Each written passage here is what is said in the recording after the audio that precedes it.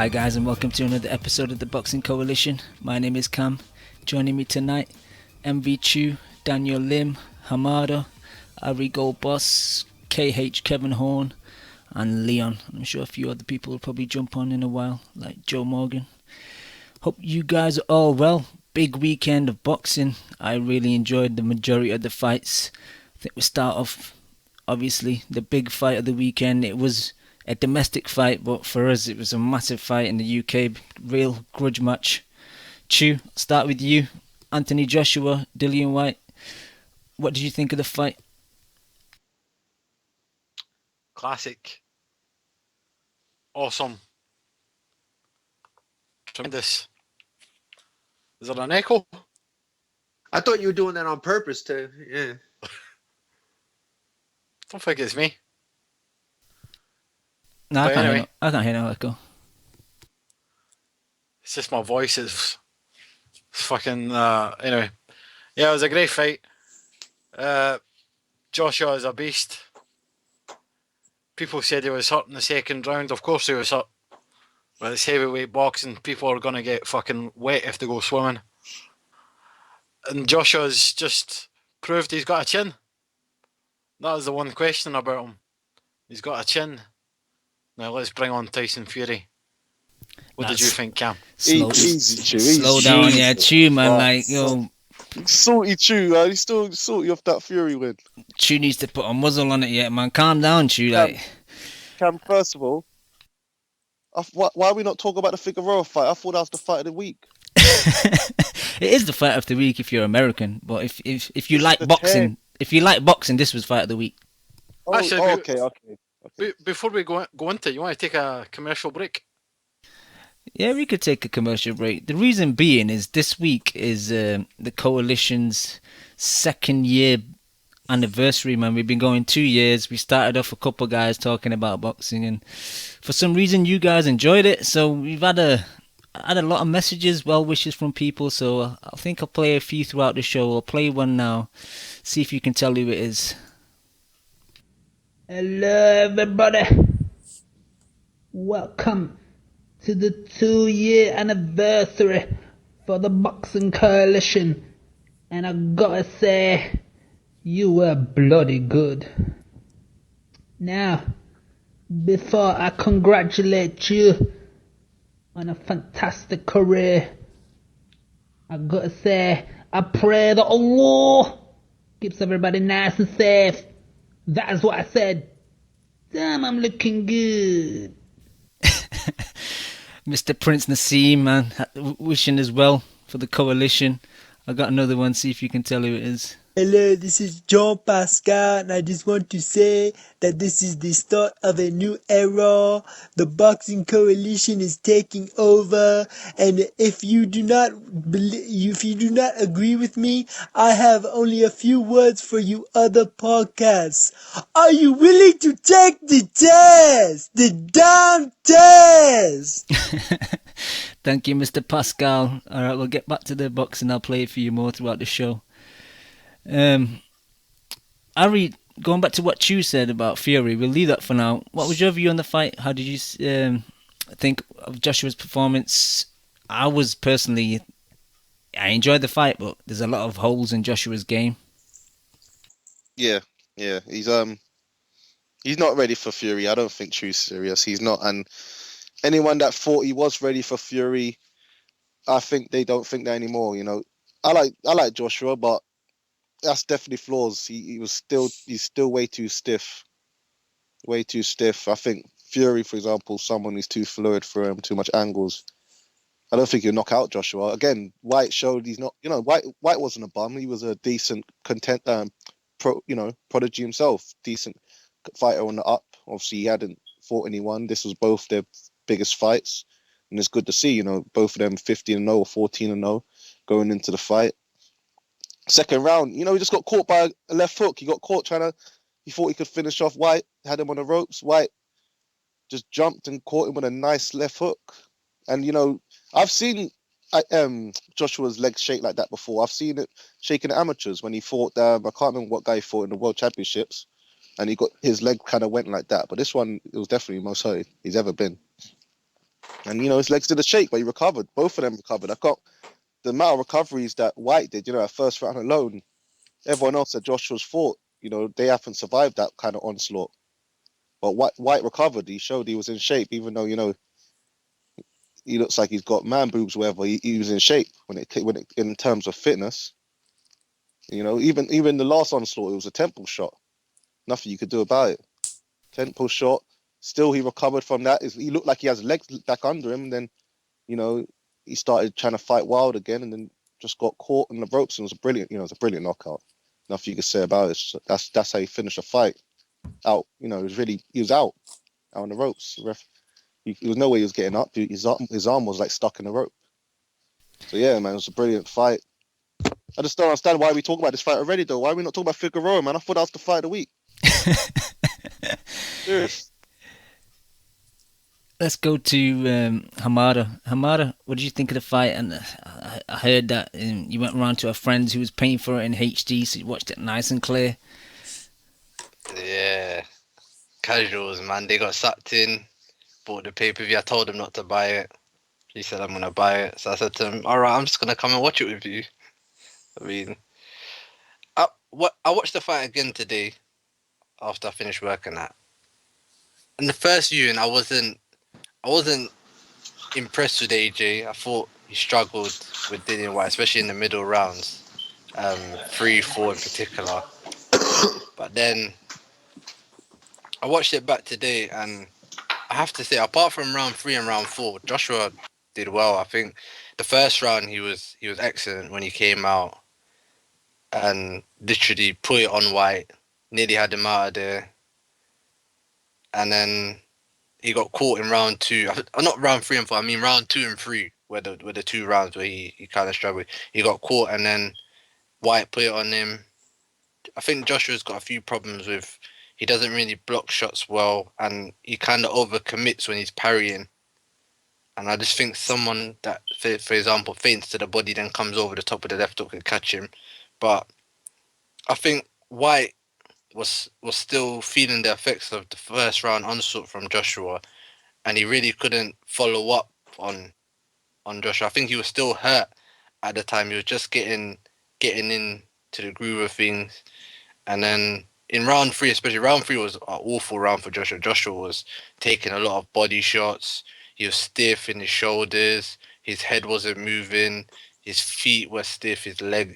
He really looked really stiff. And Jim Watt kept saying in the commentary that how he's looking real muscle bound, and he did. He looked like the muscle, and a lot of the muscle mass that he's carrying was quite affecting him, especially when he was taking the body shots as well, And then I thought in round 5 and 6 he got it back together again. He started boxing Whyte instead of actually, going all after him. He threw some good body shots himself. I noticed the body shots in the second viewing. Like Joshua put a lot of work to the body, and I think Dillian Whyte actually gassed, and he felt the effects of those body shots. Joshua caught him quite clean to the body, and then in round 7 he lined him up for that right hand. It was quite nice. He put the stiff arm out and come around with the right hook around the side, caught Dillian Whyte, and he was gone. Legs were gone all over the place. Did the dance. Yeah, it did the dance, and then the uppercut just finished him off. I think it was a good performance from Joshua. I think there's a lot of positives to take out of it, especially like Leon kept saying in the build-up, we want to see AJ take one on the chin. He took one on the chin, and I wouldn't say he took it well, or he didn't take it well. He didn't take it He well, didn't take it well. but Yeah, he did. He took it well. It could have been a lot worse. He handled the situation quite decent. No, he handled the situation. He handled the situation because of the person who was in front of him. Like if that had been anyone else, anyone of any real quality, anyone above a Euro level fighter, they might have got him out of there. No, he's fighting a British level fighter. Let's be honest. No. The only facts that come out of this fight is that he's proven he's British level. I disagree. That's the cold, hard facts of it. He won a British belt. And he stiffened like it was musical statues. Like the music had been stopped and he just stiffened when he got hit. He got hurt bad, but he did well coming out of it. That's all I wanted to see him do. Hurt bad. Come on. Hey, he was walking around for 6 minutes with his mouth wide open. Yeah, but you see what it's heavyweight boxing. No, there's very rarely any people that have iron chins at heavyweight. Everyone says that it's heavyweight boxing, but he fought a British level guy, his first test, and he got buzzed and hurt when everyone, including everyone on this panel, said it wouldn't go past 4 rounds. Yeah, but no one said he wouldn't get buzzed or hurt, though. No, that's true. But let's be honest, everyone thought he was a bum. Really, when it comes down to it, people are going to say, oh, I know. No. Bum's a bit harsh. In the back of your mind, if you're saying a guy's going to get blasted out of there in 3 rounds... I said 4. Fight, 4 is hard. It's hardly. Yeah, I also said I hope this chin gets tested. I'm just saying in general, the general gist of the boxing world was he was going to get rid of him early, and no one expected him. I mean, I didn't expect him to get hurt to the body like that. No, but you know what? It's crazy. It's like AJ can't win. If he blew him out in the first round, then there still would have been question marks. Exactly. But now when his chin does get checked, there's still question marks. I don't get it. Like, he is who he is, and he's gonna have to live with this shit. What does what does that mean, though? Wait, Leon. What does that mean? He is who he is, and he needs to live with what shit? He's the big hype in boxing, so he's gonna have to deal with negative and positive reactions. This is how people are gonna react to his fights. I agree that it was just. If he's gonna win something big, he's always going to be questioned like this. He just comes with the territory, right? Yeah, I agree. It was a high level British fight, because it was. I just think the reason why it took so long for him to maybe not get exposed, but see some holes in his game because of Hearn kind of guiding him very slowly and just using. And what do you think is going to happen next? He needs some step up fights now. Like he needs more rounds. Will he get one? After he saw all his cash nearly, disappear. I agree, Leon. I think he's going to be very careful with step-up fights. Very careful. He's going to want to cash out. It's going to be a big jump.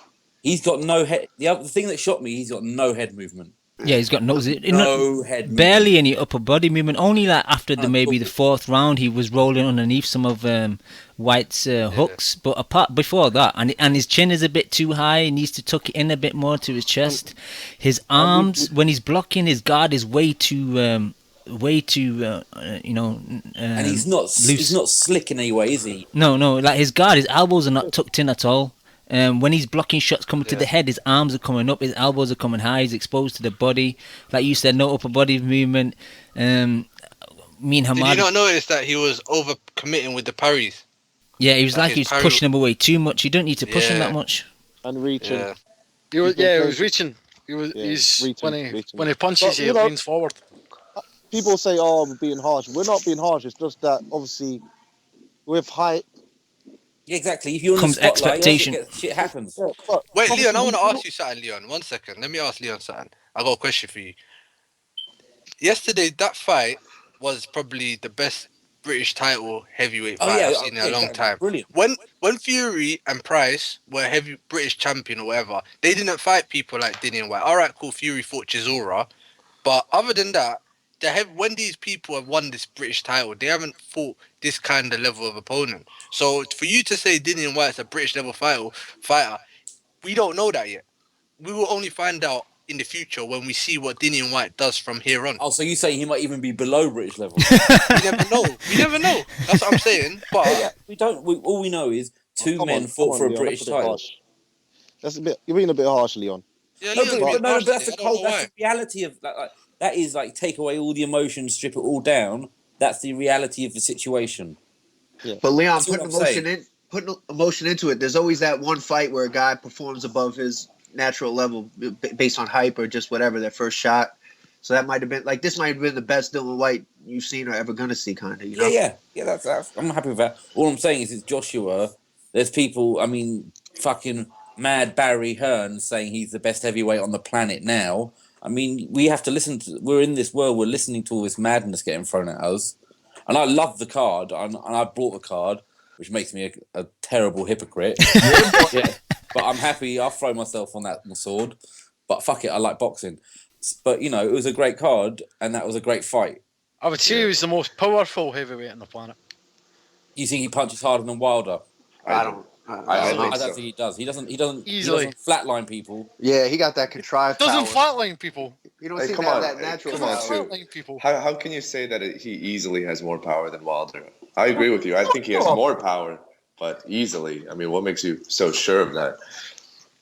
Because Wilder's faced guys who are fucking bums. What about Stavern? Stavern's the best name between those two. Exactly. I was just going to say, he has the best name on either one of those resumes. I'll tell you what. Stavern went 12. Dillian Whyte would beat Stavern. No, he wouldn't. Oh, that's a big shot, man. I wasn't impressed with Dillian Whyte, in all honesty. I think Dillian Whyte, his punching technique's poor, man. He was throwing a lot of arm punches.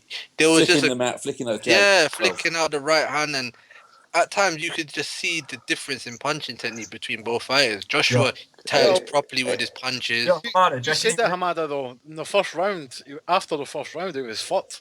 You know, his mouth was open the whole time. He looked like he was just gasping for air. I think after the first round, he was basically just fighting on instinct, and then he landed that punch, and then he thought adrenaline just kind of came into him, and he thought, fuck it, I'm going to go punch for this guy. And every time Joshua landed a punch, Whyte wanted to get one back immediately. It was like a kind of Barrera Morales thing, obviously, to a much lesser scale. That's why they've both got to be given credit. It's great to see heavyweights punching and throwing punches, so they both deserve a lot of credit for that. I mean, how much credit do you give Dillian? Well, no, for entertainment. No, for entertainment. I'm talking entertainment. Slapping. Okay, that's fair. Technique. I'm talking about entertainment. No. Even men from throwing punching. Even from an entertainment perspective, I mean, Dillian Whyte was pawing and slapping most of the time. I don't find much entertaining about that. Did you find this fight more entertaining than the Klitschko Fury one? Oh fuck yeah! This was a great fight. I'm not criticizing. I'm not criticizing. What did you just say 2 seconds ago? And this was skill level because below. I'm criticizing White's performance. I was happy with what I saw from Joshua. Like Hamada mentioned, you know, like to what level is this guy going to have to test himself in terms of, you know, saying that his chin is commendable to some degree? Because like Hamada mentioned, you know, if you get hit by a heavyweight by a decent shot, it's going to have an impact. So from that perspective, I'm completely fine with what I saw from from Joshua's chin. You know, this actually reminds me a little bit of the Kovalev situation. When Kovalev was in the amateurs, he got knocked the fuck out, and I doubted him for too long. I'll completely admit that, and it was unfair. But even though Dillian Whyte is maybe a UK level guy, the fact that he landed cleanly on Joshua, and the fact that Joshua was able to respond by boxing, which he didn't do in the first 2 rounds, he was just headhunting. That shows a lot to me about Joshua's talent level.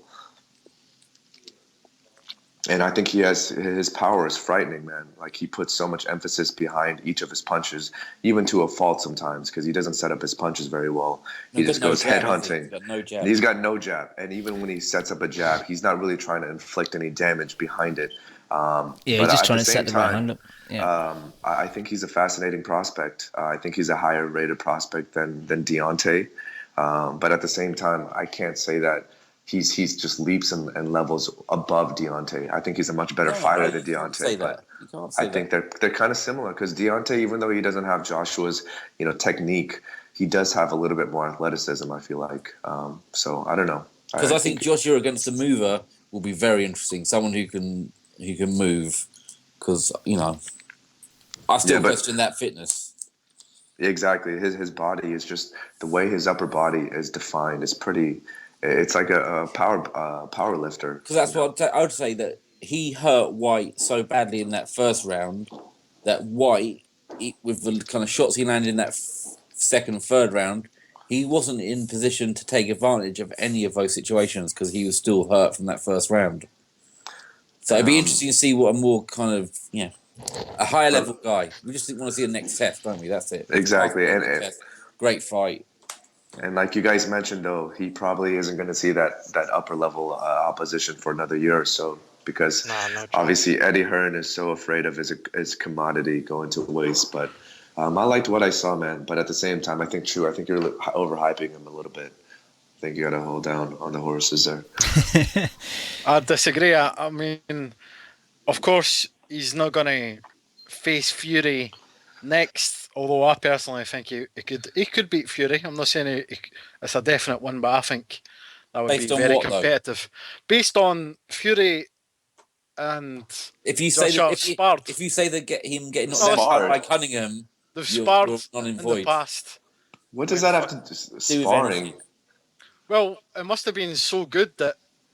It must Okay, have let's been. do this. Let's do this, Chew. All right. Tyson Fury said that Joshua gave him the business in sparring.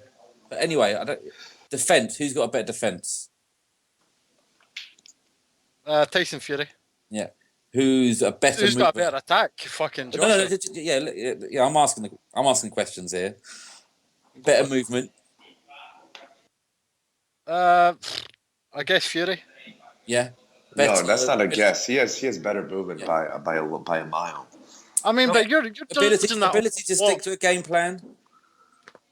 Fuck listing shit like this. If Chu thinks that he can win, but fucking not many people agree. I was having a conversation. Basing this off a fucking shot to fuck Klitschko. I'm just trying to get where. Because sometimes the sum of all parts better than the whole and stuff. You can't just go off checklists. I'm just asking some questions without everyone gets so angry.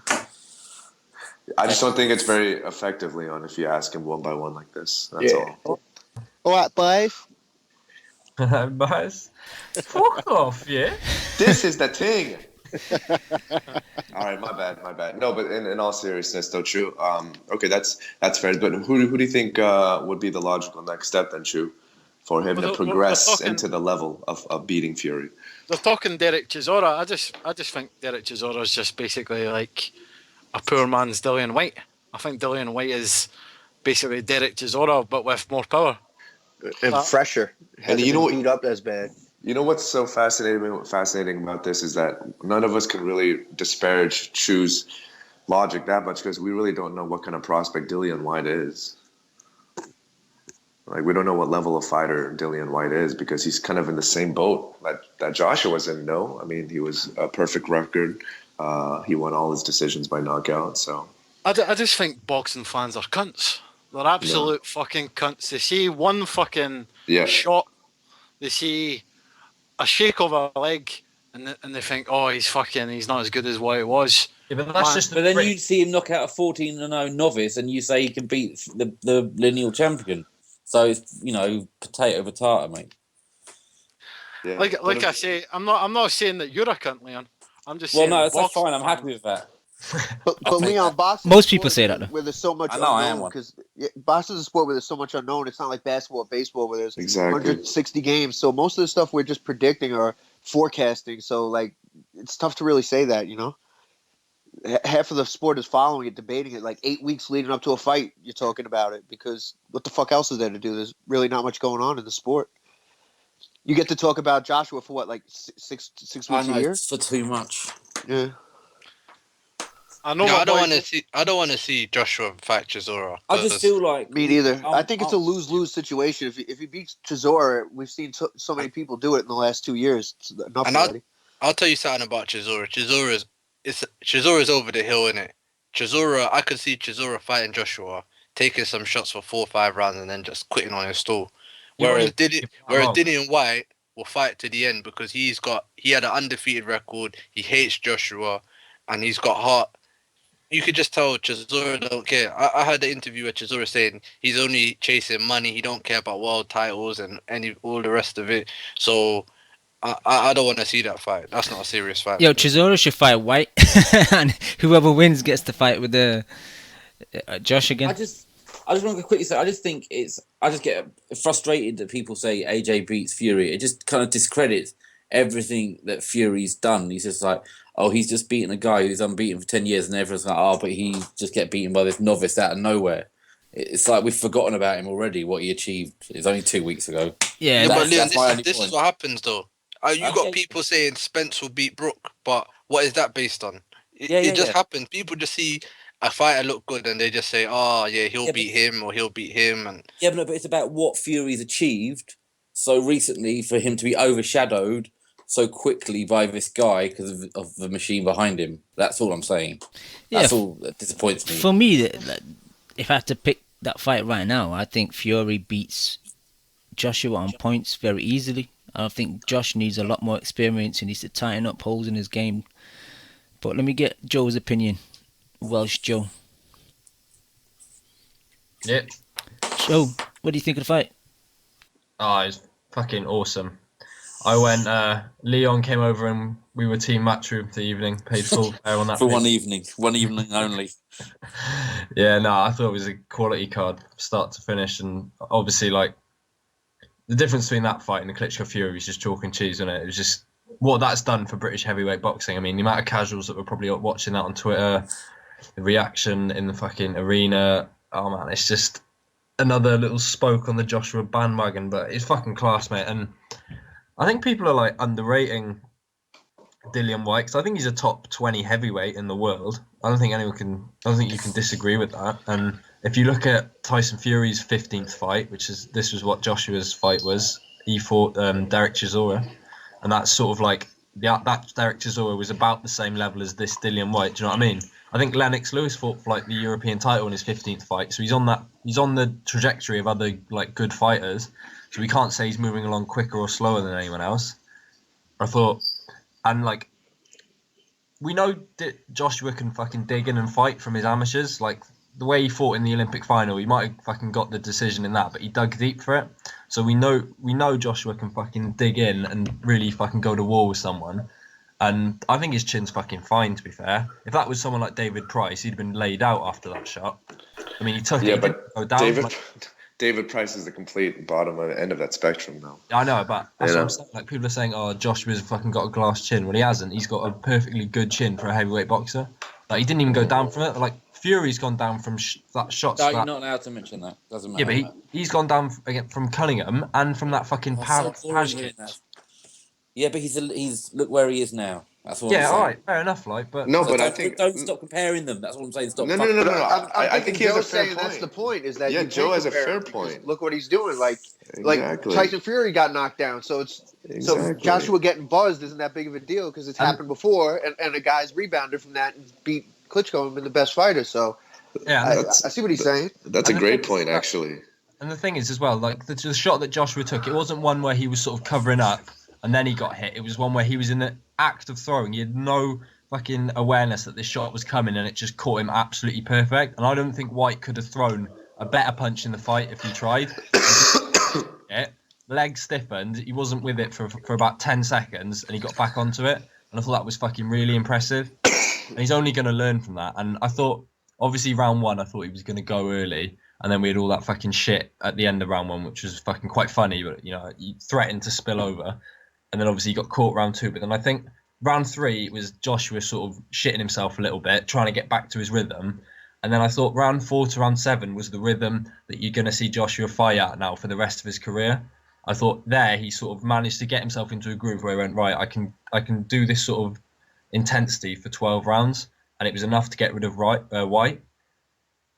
So, I don't know, I thought it was mightily impressive, and obviously the finish was pretty fucking brutal as well, so that's always good. But I thought the way he took those middle rounds, he was winning them clearly, he wasn't expending a whole lot of energy, might have looked a bit stiff, but I just thought it was fucking mightily impressive. And I think the thing is, both guys' stock raises from this. Like, Whyte isn't seen as some bum now. Whyte's going to be a bigger name for it. And that's the thing, I don't get why we don't get more of these fights about two guys up and coming, going into a big fight. And even the loser comes out on the other side with a better fucking credit rating. Do you see what I mean? Like, Whyte's next fight's going to garner a lot of attention just because of this Joshua fight. And obviously Joshua's going to be, like, even bigger now next fight. But I thought it was a fucking great event. Awesome fight for heavyweight boxing. Don't think Joshua beats Fury. I agree with Cam. I think Fury probably beats him on a points decision. But I'd still back Joshua to beat Wilder, but maybe not Povetkin. So in my opinion, he's probably still, like, fifth or sixth best heavyweight in the world at the moment. Hey Joe, How close of a fight is that Wilder versus Joshua fight? I don't know, man. I'm like so not hyped on Wilder. I don't believe in his power. He's got good movement, but that's just because he's fucking quite athletic. I don't rate his boxing skills. I don't rate his chin. I don't rate his heart. And I still think, obviously, my opinion of Joshua is probably, I don't think it's gone down after this fight. I think we found out more about him, and obviously before it was this whole mystery where we didn't know how good his chin was. We didn't know if he could dig deep or anything. And I guess when there's a mystery to it, you obviously assume that it's going to be awesome. So obviously we found out more about Joshua. And this fight did show that, you know, he's not going to beat Fury, I don't think, not at this point in time. But I still think that he's got too much for Wilder. If he lands right hand like that on Wilder, then I think Wilder's gone. But I mean, don't you kind of envision the same if Wilder lands one of his rights on Joshua? It's kind of a similar outcome. I don't think Wilder carries any more power than Dillian Whyte, honestly. He does. Stop it. That's where he took 8 rounds. He's taken like a combined of about 16 rounds to get rid of that fucking Molina and that Tahalpas. Like, what the fuck is that? A guy with decent power would have got. You just say exactly the same thing about what Joshua just did. Pardon? You could say exactly the same comment. It could apply to Joshua. No, come on. This guy, Dillian Whyte's levels above. Dillian Whyte would beat that fucking Molina and Tahalpas in one night, mate. They're both fucking bums. Well, do you know? It took Wilder 18 combined rounds to get rid of the two of them. You see, this is where I can't argue with Joe, but I don't know how you feel about this, Kev, but just looking at that Wilder versus Taverne fight in a nutshell, it still lends me to believe that Wilder still has some pretty good pop. It's probably overstated, but at the same time, I still feel like if one of those straight right hands that Deontay Wilder lands on anybody, that's night for most heavyweights. I think the same. I think if he gets full leverage on any shot because he didn't really get to turn the one over completely, that kind of rattled Staverne's cage. Why did it take him so long to get rid of that Molina and Tahalpas? I don't. That's why it just happens. I don't think he's good enough yet. Where guys at a certain level might not run into the punch. So to a much lesser extent. Hold on, Joe. To a much lesser extent, you can also say, why did it take Joshua so many rounds to get rid of Whyte? I'm not saying that Whyte. I'm not saying that Whyte is. Obviously Whyte is better than Molina and the other Frenchman that Wilder fight. Of course he is. I'm just saying that sometimes we have reasoned expectations before a fight, and the fight just takes much, much longer for it to come to an end than we initially predicted. I mean, shit just happens. I don't know, mate. I'm just not sold on Wilder. I think his last 2 performances have been pretty fucking average for some guy that's supposed to be the number 2 or number 3 heavyweight in the world. I agree with you, man. I think they saw how he was reacted after Staverne started taking the punches, and he was on his back foot just throwing jabs and nothing else for 6-7 rounds, and they were like, "Oh, we gotta match this guy. We gotta milk this guy a little bit." Exactly. It kind of reminds. Oh, my bad. Go ahead, Ken. I think if they were confident in him and being like, "Oh, it went 12, but he stood up to it. He stood in there," but he reacted really poor when he was getting hit and chased. So they put him in there with guys who can't hurt him. You know what it reminds me of, Kev? It reminds me of Keith Thurman. Yeah. Right? As soon as he got clipped and he was on the run against Chavez, he hasn't been as aggressive. No, not even that, but him just going full. When was the first time he went full 12? Was it Guerrero? Guerrero, yeah. Let's just say it's Guerrero. The reason why I find that to be similar situations is that this is a guy who I still believe has great power. I still think Keith has great power. However, against Guerrero, against what's his face, the worn out Luis Collazo, and he hasn't looked the same. He doesn't really throw the same way that he does. So I feel like they both have gone through this mental hurdle where they don't commit to their punches anymore. The fact that he won't fight Porter. Yeah, Zavik was the first fight he went 12. Okay, my bad. During the Zavik fight too. I mean, Thurman should have knocked him out. I think a point that we need to take into consideration is that, a guy, when he's got power, I think you can pretty much cut that power in half when he starts to get scared of what's coming back at him. So if you look at someone like David Price in his early career, he was completely he thought he was invincible and he was banging guys out for fun. Got knocked out and he just couldn't fucking lay anyone out. And I think it's the same with Wilder and to an extent Thurman. Now that they're a bit afraid about, they're moving up in levels and there's guys that can actually fucking clip them back, they're much more tentative in their shots and they're not actually throwing fucking full out, not thinking about what's coming back. And that's the thing with AJ. I think in his head, he thinks that he's fucking invincible at the moment. So when he throws shots, he goes 100% fucking right at them. And he doesn't even think about what's coming back. And that's probably why he got clipped with that Joshua shot. So that's why he's probably got a lot. It seems like he's got a lot more power than anyone else at the moment. Whereas Wilder, I think, is fucking, when he throws now, he sort of shits his pants a little bit that he's going to get clipped on the way back in. So, I don't know. That's a good point. That's actually why a lot of contenders fight 20 bums in a row just to kind of, like Kev used to say, just to get that kind of style down. They fucking fight these cans just to perfect their style in the ring. Like you say, Joe, so they don't get a punch back. But, it's inevitable. Because at least you can say about guys like Lomachenko and stuff that they fight the tough fights immediately, so they don't have to kind of go through this fucking shock to the system when they do get a challenge. Yeah, and let's not fucking forget that fight on Saturday was fucking awesome for British boxing and heavyweight boxing. Like, that was just a massive shot of life into the division, and everyone's fucking talking about it. You see articles come out today on fucking BBC Sport about Joshua. So I thought it was fucking all-round positives, mate. I don't see how you could shit on that fight in any way unless you're sort of fucking deranged Matchroom hater, which I know a lot of fucking hardcores are. Great fight, but that article on the BBC website was fucking horrible. Yeah, that it was. He's taking outside, it's like, shooting in the face. I know, he's a horrible journalist. It's a barometer of how fucking big he's getting. And can you imagine now his next fight at the O2, how quick the ticket's going to sell out, even if it's against fucking some bum like Chisora? They're going to go in about 10 minutes, mate. Joe, now that you mentioned that, do you foresee the rest of his fights being pay-per-view now? No, I don't think they'll be pay-per-view. I think they'll put him back on regular Sky, and I think it's definitely Chisora. Oh, definitely. They can't sell pay-per-view for it. No. Did you watch the post fight press conference? Oh, that's a fucking joke, mate. But to be honest with you, it's not happening. They said the money they're making, there's no way he's going. They said he's not going back. Yeah, but he might just said it. How are they going to headline a pay-per-view with Joshua unless they do the same again, where they just put an absolute mental undercard? He would have to stack the card. Yeah, but that's what they'll do. That's what they'll do. I honestly would like to see him fight a good opponent, like maybe in like Madison Square Gardens or something, taken out to America, see how he sells out there. I understand in Britain he sells out arenas, so obviously there's probably not a whole big reason to go out there. But I'd like to see him maybe on a Wilder undercard. Hearn lets him near Heyman. He lets him go near Heyman. He's the golden goose. He's not going over there. I want fucking America to see this guy and see how fucking good he can be. Don't worry about them. They'll come. They'll come to him. You know what though? I don't think that's. If I'm a promoter and I completely forget about America, fuck the United States when it comes to promoting these heavyweights. I'm strictly focusing on a regional landscape. You know, I'm only trying to capture the entire UK market and try to build that Fury Joshua fight in a couple of years. You know, that's where I think all the promotion should be involved in. Because I don't know if you agree, Kev, but I think him versus some average fighter here in America would draw like 8,000 fans at the small theater in Madison.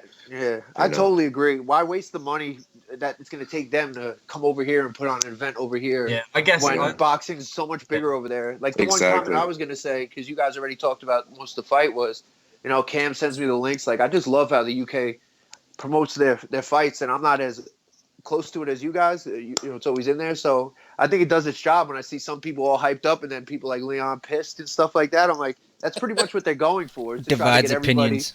Exactly, yeah. So I think they're doing good, and they just want emotion. It's like people say, I don't care if they boo or cheer. I just don't want it to be quiet, and I think that's what's going on. And it's hyped, man. Even from Twitter, you can just see.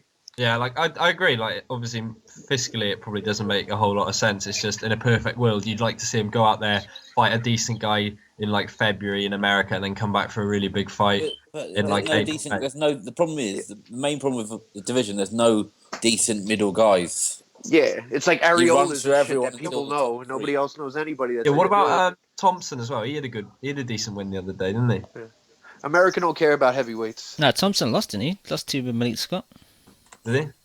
Yeah, but the thing is though, like I know they're going to make the Chisora fight. Like you're seeing all the fucking hot articles coming out on Sky saying Chisora thinks he can beat Joshua. So that's obviously in the works now for April. And then it'll be Hay, won't it? And Hay could like. Yeah, I've got fucking no problem if these two fights, Chisora and Hay. So I think the Hay fight is that good that I'll take the shit Chisora fight in April. Do you know what I mean? Yeah, so Hay might spark him out, you know. Yeah, I still think Hay's a fucking beast. Like Based on what? Hay hasn't fought in 3 years. That's the thing. He hasn't fought. He'll always punch. But there's something about Hay that I just think he's a fucking hell of a fighter. No, I agree with Hamada. Like he's been inactive. He's been injured. You don't know how his shoulder's going to react to this fight he's got in January. The truth is, if Hernan that's smart, they'll take the Hay fight as soon as possible. Don't let Hay get that ring rust off. Yeah. If they let that ring rust come off, I don't think they'll take the fight. If Hay gets 3 quick fights in before the summer and looks good, because let's be honest, how many of us take the fight? How many of us were picking Fury for when the Hay fights were being made? Not fucking many of us. Fury. Oh, I picked him against Hay every day. I was picking him. Yeah, I was picking him. I don't know. Always I picking him. I was picking Hay. Hay was levels above Fury, in my opinion.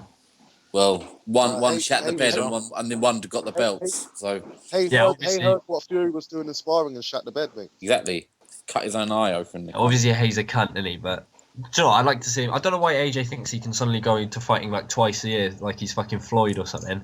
You're still a fucking prospect, mate. Fight at least 3-4 times a year. Did he say that? Yeah. I don't think it's him though. I think he wants to fight more often. I think he wants to fight in February or something. Right. But Heard him it's say, just for pay-per-view dates, isn't it? heard him saying April and then one at the end of the year. That's so stupid. Because listen, AJ is a huge star. Like, people at work was talking about the fight today. Like, Yeah, I know. he's ridiculous. Like, I'm shocked how big he is right now. Everyone's He's been talking a pro. about Think about this. He's been a pro for 2 years. That's fucking exactly. mental. See And you when know I what it is? Like, sorry, Chu, but obviously because where I live on a council estate, and I see a lot of people in there that they were talking about the fight because obviously, you know how Dillian Whyte's from Brixton and Joshua. They heard about how Joshua used to sell drugs and all that sort of stuff, and even them kind of people were drawn into the fight, like normal people that just stand around on the estates and stuff like that. It went full Brixton in that first round, didn't it? You see, the guy had a metal chair in this, brought a metal chair in the ring with him. He fucking went I in. tell you, Joshua, they would have run over Joshua's boys. Yeah, like, Ready, man. They don't Yo, play. Joshua needs to get a new guy to take him to the ring because that guy fucking Stormzy. awful. Fuck, terrible. Worst That was awful. No, it was I 1-0 think to we- Dillian for the ring entrances. Oh, definitely, Shut up. Oh, definitely. definitely. The Jaws. Do you guys know if Joshua is sponsored by Under Armour now? Why do you want to know, Liam? It'll No, be coming. no.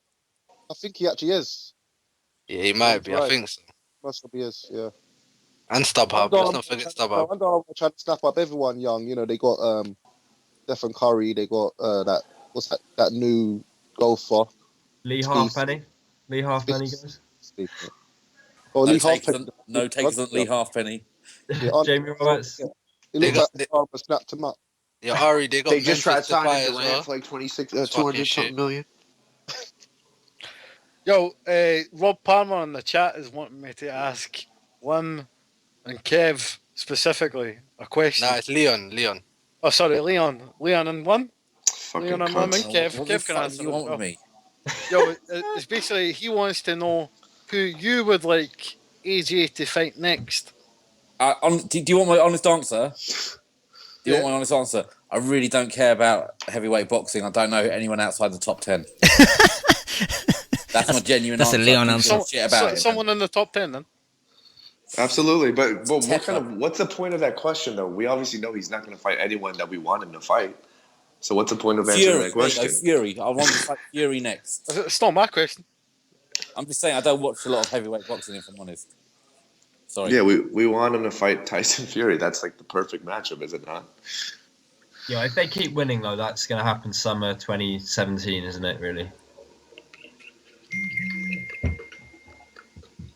That'd be fucking awesome. That'd sell Wembley out in about a minute. Yeah, I think. Yo, can I just be one? Yeah, go on. Go on. 1 second. I'm receiving another call. Wait, Yeah. from you on Skype. What's this? Yeah, I Yeah, think- go on. Yeah. What do you not think about AJ's dad after him saying, this is from hard work, not steroids? He looked at his dad like, Dad, get out of the fucking room. Yeah, like, what the hell was he on? Yeah. What does everyone make of that? Like him not going over to like there was no handshakes and all that shit. I think that was on Dillian, to be honest. Not what? But it's always on the winner, isn't it? On the winner to go over and shake the man's hand. I agree with Leon. It's always the winner. Always the winner. They Yeah, don't it's- like each other, don't it? So Yeah, Yeah, no, but- but I just think if I just think I don't have a problem with it. Like I don't give a shit. I just think it nice to see him being a bit more like who he actually is. Like after everyone says is he a fake or what? That was more him just being a bit of an arsehole. yeah, it's Which on I didn't Joshua. mind If seeing. anything. Yeah. But I don't mind. I don't have a problem with it. Because even in the question, I think Ed Robertson asked him after the fight, "Do you have respect for Dillian Whyte?" He was like, "No." I know. Very few boxers say that. Yeah, like I haven't got a problem with him saying, "Right, you don't respect him, mate. You don't respect him. You don't have to fucking like him, but you got to fucking show respect, mate." If shaking hands part of the fucking culture of boxing, like I'm fucking never been a boxer. I don't know how ingrained it is, but like obviously in like football and rugby or whatever, it doesn't matter what they've done. You go over and shake your hand at the end of the game. Do you know what I mean? Like you don't have to fucking like them. You just shake their hand. It depends how bad it's. I mean, it's pretty bad blood, but I just think it was interesting to see AJ being more kind of a bit standoffish with the questions and a bit more aggressive. I kind of liked it. He was being Femi. Yeah, exactly. It was being. I thought Dillian Whyte was genuine. I mean, how many times do we get like fucking O'Sullivan? I'm sure we'll get to that in a second. O'Sullivan went up, apologised for everything that fucking he's ever done to Chris Eubank Jr. after the fight. I mean, great, maybe the fight earns the respect in a way, but you know, fucking Dillian Whyte was having none of that. He was just like, fuck this cunt. Fuck this cunt, still salty. Yeah, but just all you got to do is just touch gloves when the ref brings them together. Touch gloves, say good fight, mate, and that's it. You don't have to fucking bum him like after the Sky Boys do with their opponent after the fight. Just say good fight, touch gloves, move on, like innit. You still fucking don't have to like him afterwards. It's just a bit fucking childish, isn't it? I think it's you know what? Can I just respond to that? I think it's childish when you punch someone in the face for half an hour and then you touch gloves after it, like the last half hour didn't happen. You know what I mean? If there's real fucking genuine needle, why did he need to touch gloves? Why did he need to show respect? I mean, get paid for fighting and go your separate ways. Yeah, I kind of agree with you. Like, if a guy's been like dissing you and talking shit about you, like, why do you have to touch gloves till I shake your hand? Like, you know, unless he didn't really get to you that badly and you can do that. But if a guy was really disrespecting me and I beat him, I wouldn't really be too looking forward to touching gloves or anything like that. No. Yeah, no, I don't have a problem. It's just nice to see him because the sponsors would have wanted him to go over. So it's nice to see him being himself. I think it's fucking a good example for fucking kids and shit to show to people. If you've got kids and their role models is a boxer, you need to sort that out. I'm serious. Yeah, but if it was like fucking Tyson Holyfield or something, you don't have to. He's bit your ear off. Fair enough. Don't touch his glove, mate. But that was a fucking fair fight. Do you know what I mean? I know what you're saying. Basically, it would protect the image of the sport if they did afterwards embrace each other. But who gives a fuck? I don't want an embrace. I just want a fucking mutual sign of respect. Touch gloves. You don't have to fucking suck his dick or anything. Who gives a fuck, man? Anyways. Yeah, anyway, right. Sorry. I'm just being a cunt, mate. It was a hell of a fight. All right, let's have a little break. Play some more sound bites. My boy Rob Palmer, he left us a message. Hi guys, it's Rob Palmer here calling from Los Angeles. I just want to congratulate you, but I've heard from pretty reliable sources that you might actually have a deal with Matchroom and Eddie Hearn. I think this is good for British boxing. I mean, you're bringing in the casuals and you might actually put a card together on pay-per-view next year in the summer. That was Mr. Rob Palmer. Let me play another one. See if you recognise who this is. Tyson Fury, the new heavyweight champion of the world. And I'm here to tell you that the Boxing Coalition is the number one. All you other podcasts aren't getting it. You're gonna need 10 plumbers to do you after I get through with you, you big stiff idiots. You and your gay lover, Tony Bellew. The world heavyweight champion of the world, Tyson Fury, there, playing as a nice little 2-year anniversary soundbite. Thank you, Mr. Tyson. Okay, got another one for you here. On the Welsh side, congrats to Mr. Enzo Macronelli, but here's Enzo Calzaghe. Hi guys, Enzo Calzaghe here. Just want to say a massive congratulations to everyone at the Boxing Coalition. it's fucking awesome work. You've been going for 2 years now. Chemo, Leon, Ari, even the fucking big man, the skipper, Cam, and that Welsh twat, and all the Yanks as well, boys. Awesome work. Fucking, here's to another 10 years of fucking quality podcasts. Cheers, boys. That was Mr. Enzo Calzaghe. I got another one for you. I want to send out a big congratulations to the Boxing Coalition. The Boxing Coalition has been in this podcasting game for only 2 years, and they're already doing things to embarrass all these other podcasts in front of their own crowd. Larry, you need to understand boxing in order to understand this boxing game. You need to understand boxing in order to Skype with the Boxing Coalition. Mr. Golovkin. My friends, come estás, bien? Thank you, everybody. This is great show. This is best show in boxing. This is great. This is boxing. This is no joke. This is a fight. This is a real fight. Thank you, everybody. And lastly, the man himself. Hello, everyone. I just want to congratulate everybody on the 2-year anniversary of the Boxing Coalition. It is a terrific achievement, and I do think that because I am a reasonable man, I must warn all other boxing podcasts to be mindful. Just be mindful, because this is the most dangerous podcast in boxing. Yours truly, English. And that's it. 2-year anniversary. Right, guys, I hope you guys are back. I know we had an issue with Skype. Are you guys back?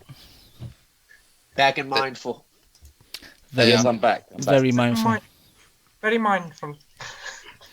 All right, boys, should we move on now? Can we kind of kill the AJ issue? Just lastly, I think one thing he needs to improve is just his shot. Mixing them up a bit. He was a bit easy, either 1-2s or left hook, right hand. 1-2s. Yeah, 1-2s or left hook, right hand. He needs to mix up his punches a bit. He was digging a few left hooks to the body, which was nice. But I have been very critical. But I have been critical of him before this fight. I've said things he needs to improve. So let's hopefully... Trainer. You know what? It's my favourite expression to change, but yeah, I don't rate Tony Sims. I think all of the other fighters are losing, mate. I think he'd be better with the Dark Lord, you know. Yeah, but Tony Sims is actually not his real trainer. Who's his trainer then? McCracken. Yeah. What, he trains with McCracken? Tony Sims is trainer, man. He trains at the gym. In Sheffield like 4 or 5 days a week. Rob trains him. Rob McCracken trains him. Maybe for this camp, but he can't train in the ring because he's got a contract with GBT. Not allowed to train pro fighters. The only one who was allowed to train was Froch because he already had Froch. So you're telling me, and Luke Campbell, McCracken trains him proper, and it's just Tony Sims is just a cover up. I thought McCracken's not allowed to train though because he's the head of the GB team. But Joshua's already admitted that he's up there all the time. You know that he's with the GB team all the time training and sparring with them. So yeah, but this is a recent thing though. It's not been going on for ages. We don't know if it's recent. It's just that recently it's been exposed. I know someone sent a message to me the other day saying like, yo, like all these Instagram video Joshua posts, they're never with actually Sims, are they? Like you never see Sims doing pad work now or anything. It's not his trainer. Simple as. All right, should we move on? Do it. Let's talk about Eubank. Eubank. The entrance alone was worth the money. Oh, his dad in the entrance, man. English was crazy, man. And did anyone else notice that girl walk through and stroke his chest? Yeah, was that all planned? Yeah. Was that all planned? That was part of it. Yeah, that was a bit over the top, man. But yo, the classic yellow shorts. You know I like that shit. Yo, the classic yellow shorts though, man. That was amazing. Yeah. That acts his dad, though, isn't it? Yeah, that's what I'm saying. Yeah. But start with you two. You're a big Eubank fan. What do you think of the fight performance? Yeah, the yellow shorts were nice, but it's kind of spoiled by O'Sullivan wearing the same colour. No, but he had like high vis yellow shorts on. So did Eubank, but I mean semantics. I mean the fight itself was fucking good for 2 rounds. I thought the commentators, the Sky commentators, were kind of over-exaggerating the success that O'Sullivan was having. I mean, he caught fucking Eubank a couple of times, but I don't think Eubank panicked in any kind of way. I thought his pace was ferocious. I thought his uppercuts were fucking immense. I mean, you'd pay money for that uppercuts. And fucking, I don't really see the kind of stylistic blueprint that fucking Booth likes to put on his fighters. You know, I don't really see that kind of tactical, kind of cerebral style. But what I do see is a fucking beast. O'Sullivan, I thought, tapped out. He hit him with his best punch, and then he thought, I'm not going to win this. He took a way out. I don't like to say that about a fighter, but you know, he said he had a burst eardrum or whatever. No, he didn't. He got a broken heart for those uppercuts from Chris Eubank. And let me tell you something right now, Golovkin, I hope he's watching that. Eubank's not ready yet. He's not ready yet, but Jacobs is next. You know, he might beat cancer, but can he beat Eubank? We'll fucking see about that. Yeah. We'll see about that. The fucking Danny Jacobs Eubank fight, they should go for that immediately. And I think Eubank wins that all day. How do you know he didn't have a busted eardrum? Was that reported anywhere, or are you just saying that? The corner said that.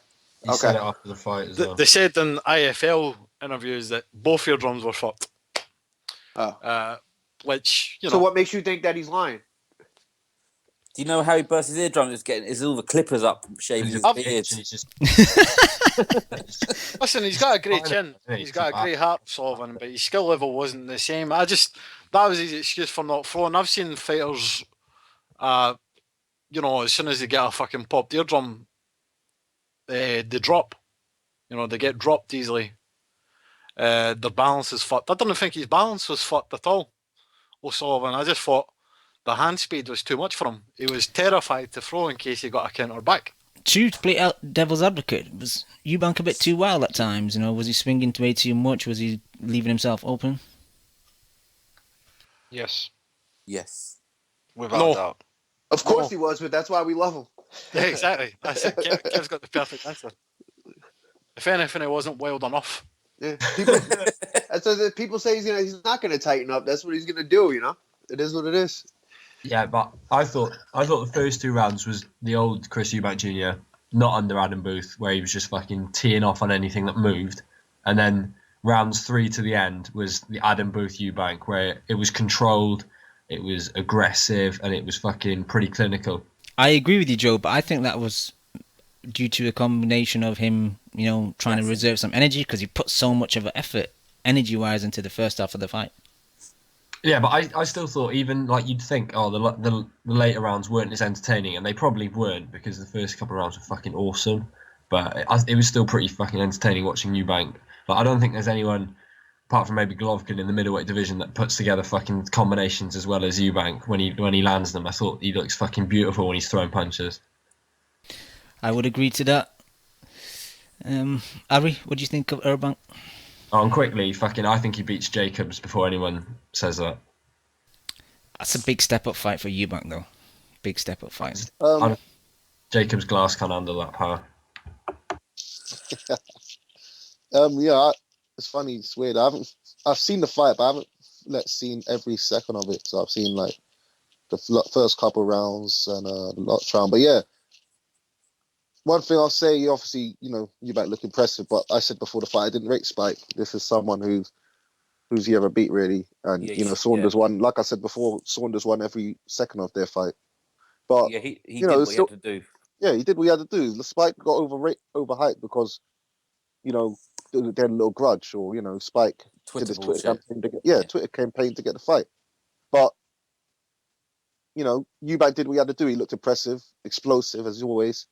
Someone in the chat here, can't remember who said it, and I agree. He said Eubank thinks he has more power than he actually does. He's got power, but the power, you know, it's not top level. It's not like concussive, is it? It's more like thudding. Yeah.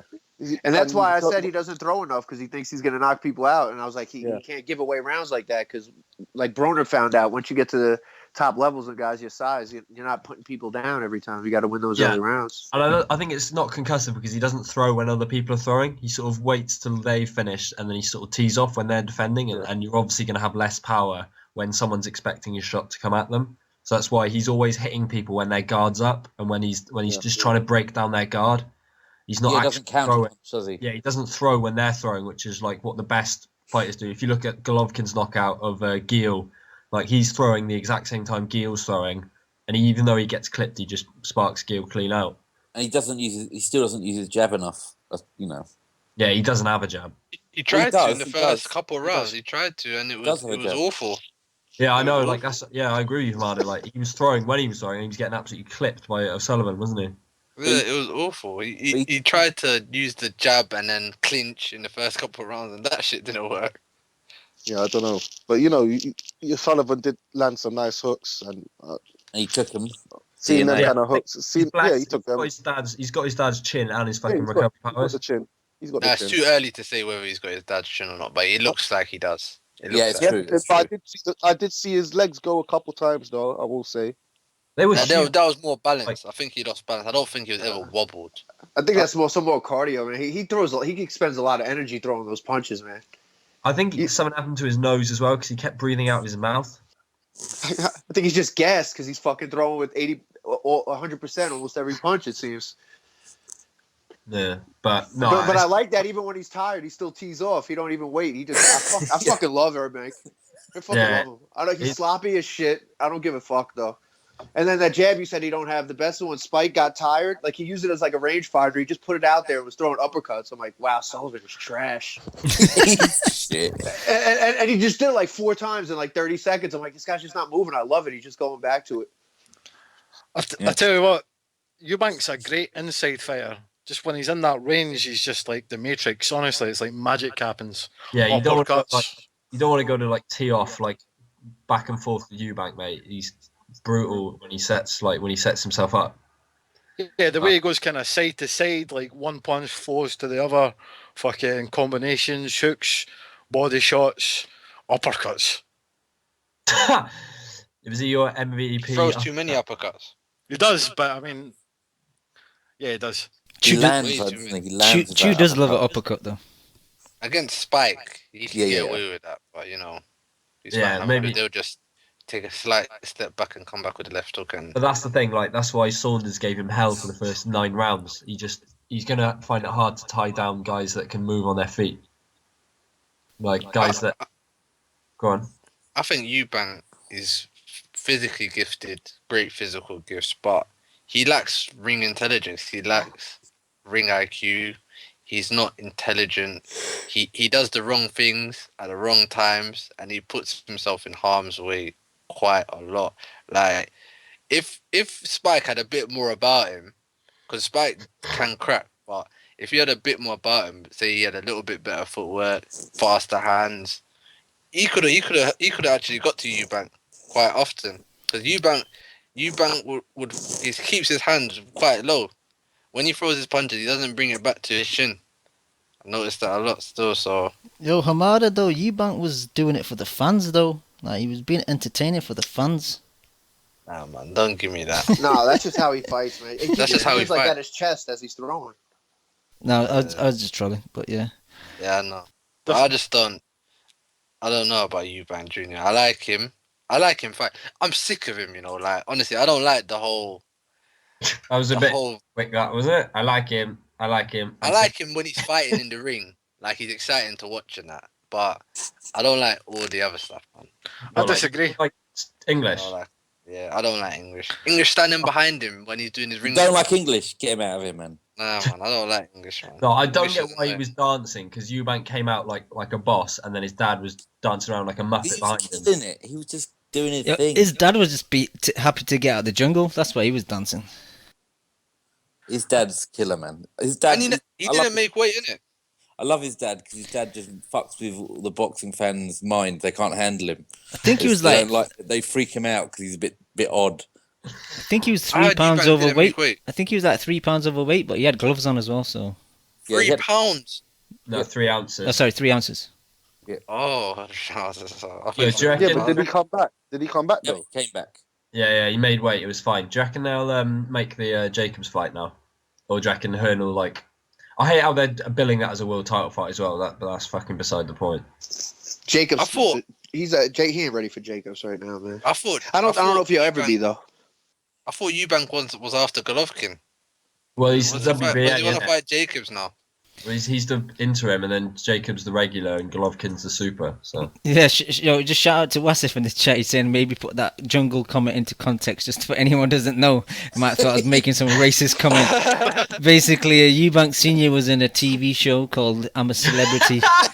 I'm a Celebrity, Get Me Out of Here, and it's basically based in the jungle of Australia. So he was in that show for a couple of weeks, and he just recently got out before his son fought. So I wasn't making any racist comments. You're out of control, Cam, man. Yeah, thank you, Wasif. Thanks for the that. racist coalition is.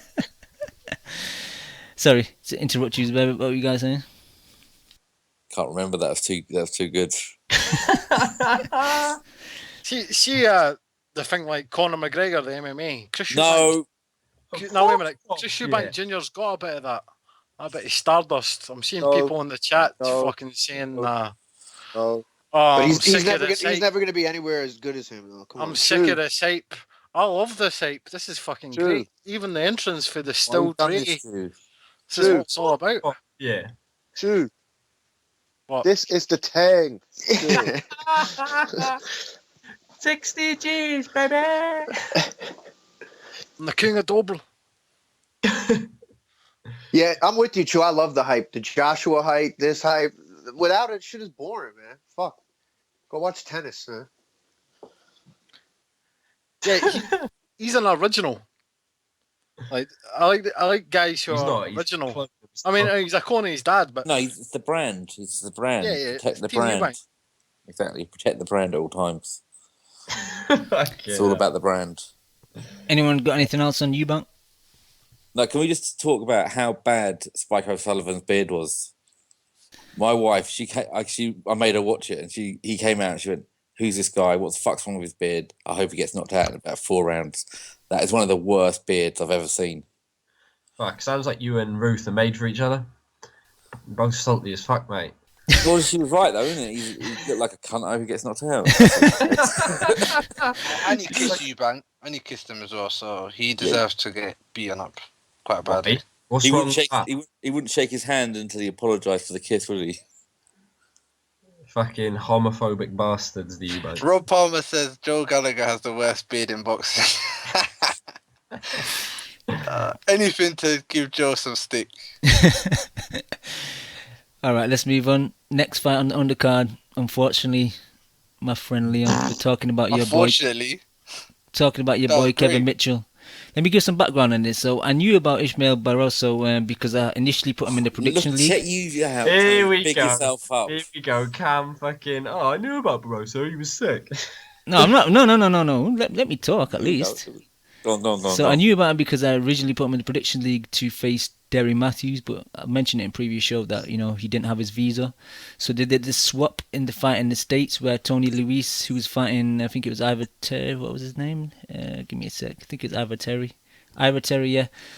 Tony Luis was fighting Ivor Terry, so they did a swap, and Barroso fought Terry, and Luis came over to Liverpool and fought Derry Matthews. Usually I do my picks on like Friday night, Saturday after work. So I always say, yeah, I'm gonna watch some tape, go onto YouTube, and I never do, and I just make my pick anyway.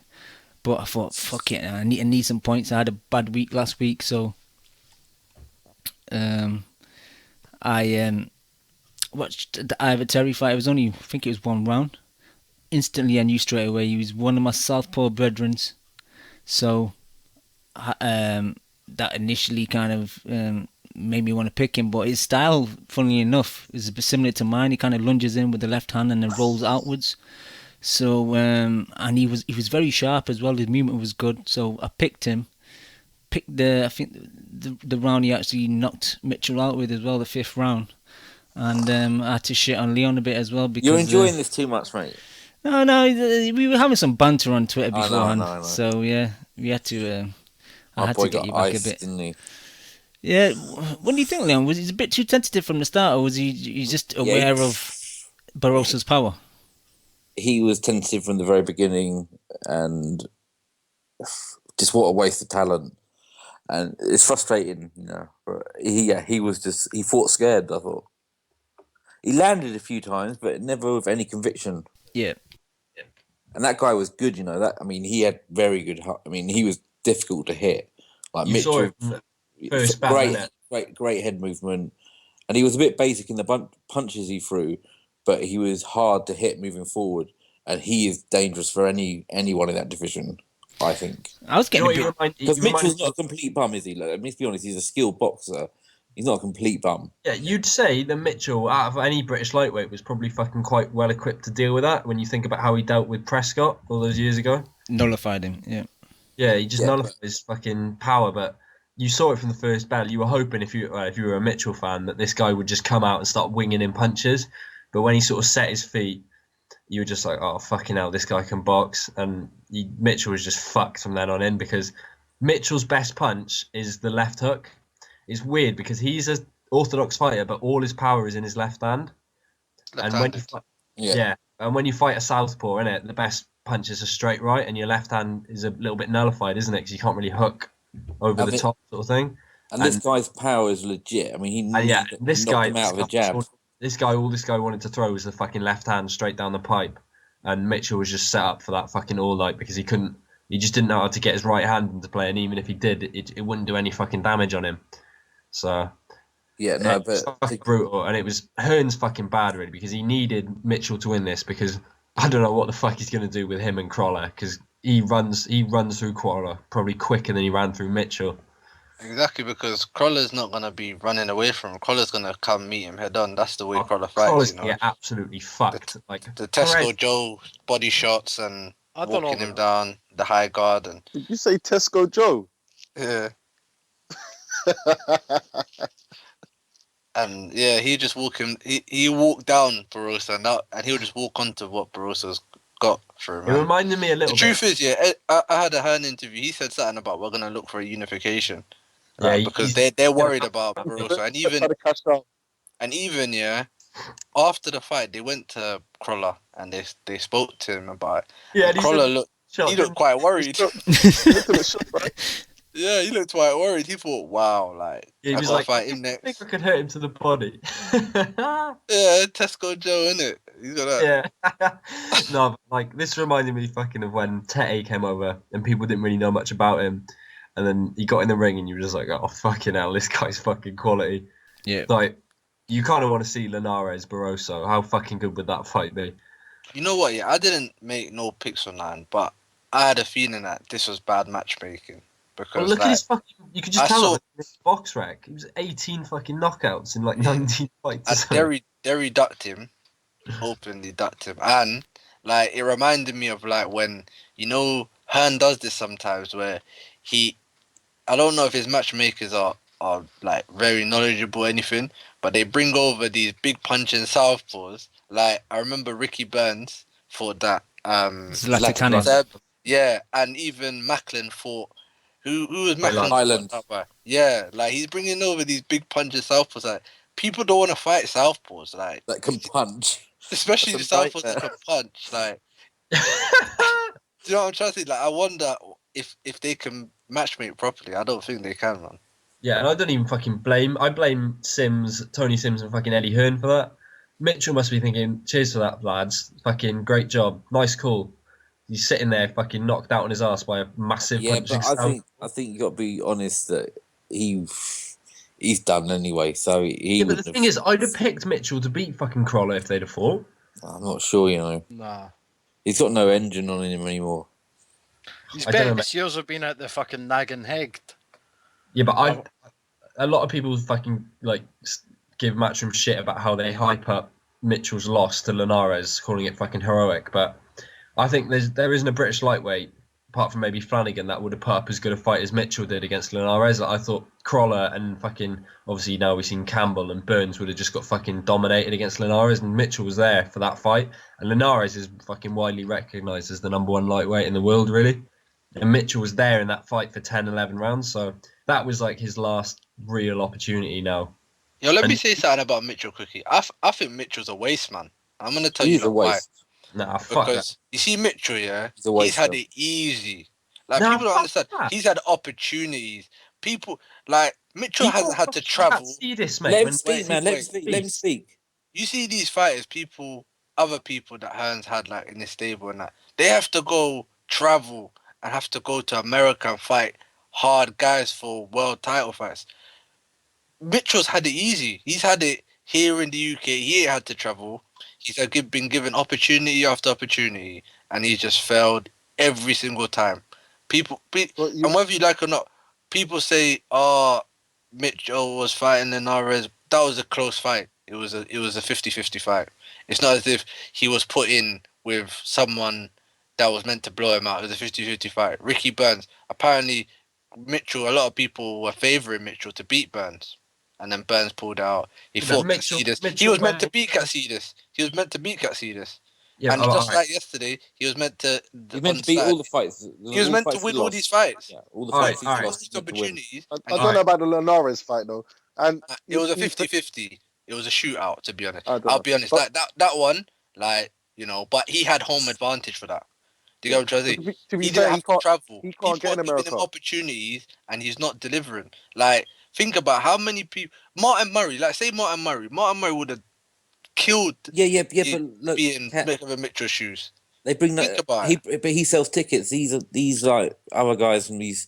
Does he really sell tickets? But he does. Yeah, he does sell tickets, and I know he sells tickets. But these backwater fighters, unfortunately, they've got no fans. And let me just fucking stick up for Mitchell quickly, because my first fight that proper got me into boxing was him versus John Murray, which was a fucking awesome fight if anyone wants to check that out. But the irony is with Mitchell's career is that when he had it on a plate for him, he fucked it up and he was pissing away his fucking life with beer and fucking partying. But then when he decided to fucking cut that shit out and try and really go for it, he was given up. He was given the fucking number one lightweight on the planet, albeit at the O2, but he was given the very best. You see the Linares fight, yeah? I don't give him a lot of stick for that fight. A lot of people have been giving him stick for that. I don't give him a lot of stick for that fight because he didn't shit the bed in that fight. But you see against Katsidis and Burns and on Saturday, he shit. Yeah, but like, to be fair, Katsidis is a fucking very, very, very good fighter. He was meant to beat Katsidis. And it wasn't like the shock Katsidis that fucking Tommy Coyle sparked out. It was prime Katsidis ready to fucking go. It wasn't prime. It wasn't prime Katsidis as prime. well. Katsidis had been easily beaten by someone like Robert Guerrero, who a lot of people don't rate, to be honest. But Robert Guerrero was a fucking very good lightweight, though. But no, I see what you're saying. Like, the one time that he fucking managed to pull it out and put all his fucking talent into one performance, it was against the fucking number one guy in the world, and it just wasn't enough. And it's just a fucking shame, really, because he seems like a decent guy. Yeah, let's not talk about this anymore. It's depressing. Yeah, but I think he should retire. What about you, Leon? Yes. Hearn will fucking try and wheel him out for Crawler, but he'll still get Crawler. Yeah, but yeah. Fucking hell, the British lightweights took a fucking massive L this weekend, didn't they? Yeah, do you think he'll get Crawler? Do you think he'll get Crawler next, or do you think he'll have just a tune-up fight and then Crawler in the summer? I just don't know how they're going to get around the Barroso unless they pay off Barroso somehow. But then even the casuals will fucking think, well, how come this guy got sparked out and he's fighting the guy that beat him is supposed to fight Crawler? I just don't see how they're getting around the Barroso fight. Yeah, I agree. Maybe they could give him some step aside or something.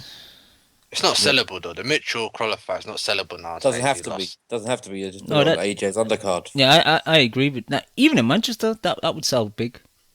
Mitchell's still a name, even though he got knocked out. It would, but I just. If it sells, if Barroso wants his shot, then yeah. If it sells, it's a problem. Ari Chu, your thoughts on Mitchell? Yeah, people were talking about Mitchell getting knocked out by a jab. Like, that was like a big surprise, but, you know, that Barroso was like a southpaw who's right-handed, so he's kind of like Miguel Cotto. He's the most powerful punch is his jab, his hook, and some jab. It was fucking. I was in pain watching it. I just thought Mitchell looked shot. You know, he's maybe not physically shot, but mentally, obviously, the Linares thing is just kind of. He's come to the realization that he's never going to be a world champion. You know, even though he's got an eliminator against this guy, you know, he was pretty much fed to the wolves. I thought this guy, Jim Watt kept on calling Barroso a young man.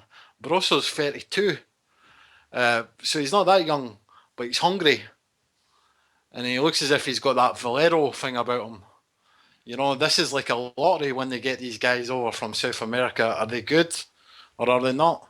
And in this case, it turns out the guy was a fucking beast, and he went through him. You know, there's no shame in losing to a guy like Barroso. I feel for Kevin Mitchell, but his best years are spent in the pub.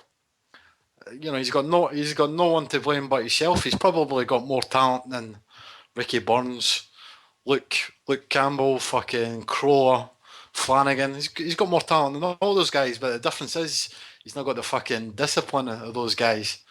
And that's the fucking thing about boxing, man. It's half mental, half physical. That's why I fucking love it, innit? Because half the battle is living the life. Because boxing is the only fucking sport where you got to be on it every fucking day of the year, pretty much. If you fucking piss it away in a pub, it will catch up with you.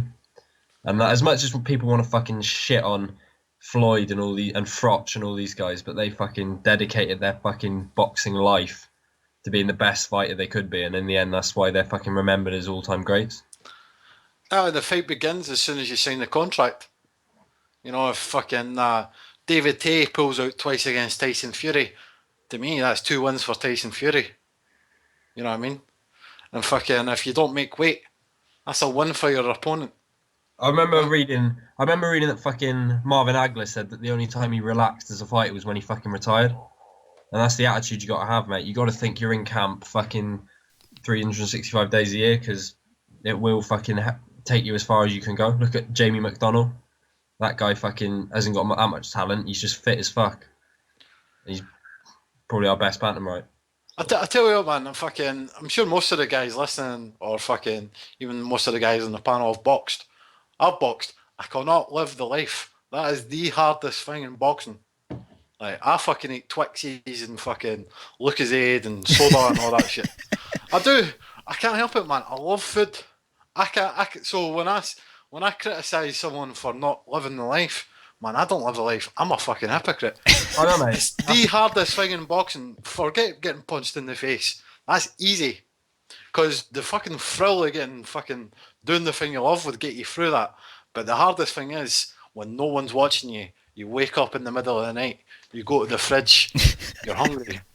That's the hard part. I do that shit as well, man. I'm bad with that. Yeah, but There's no glory for that, man. There's no fucking glory in not eating it.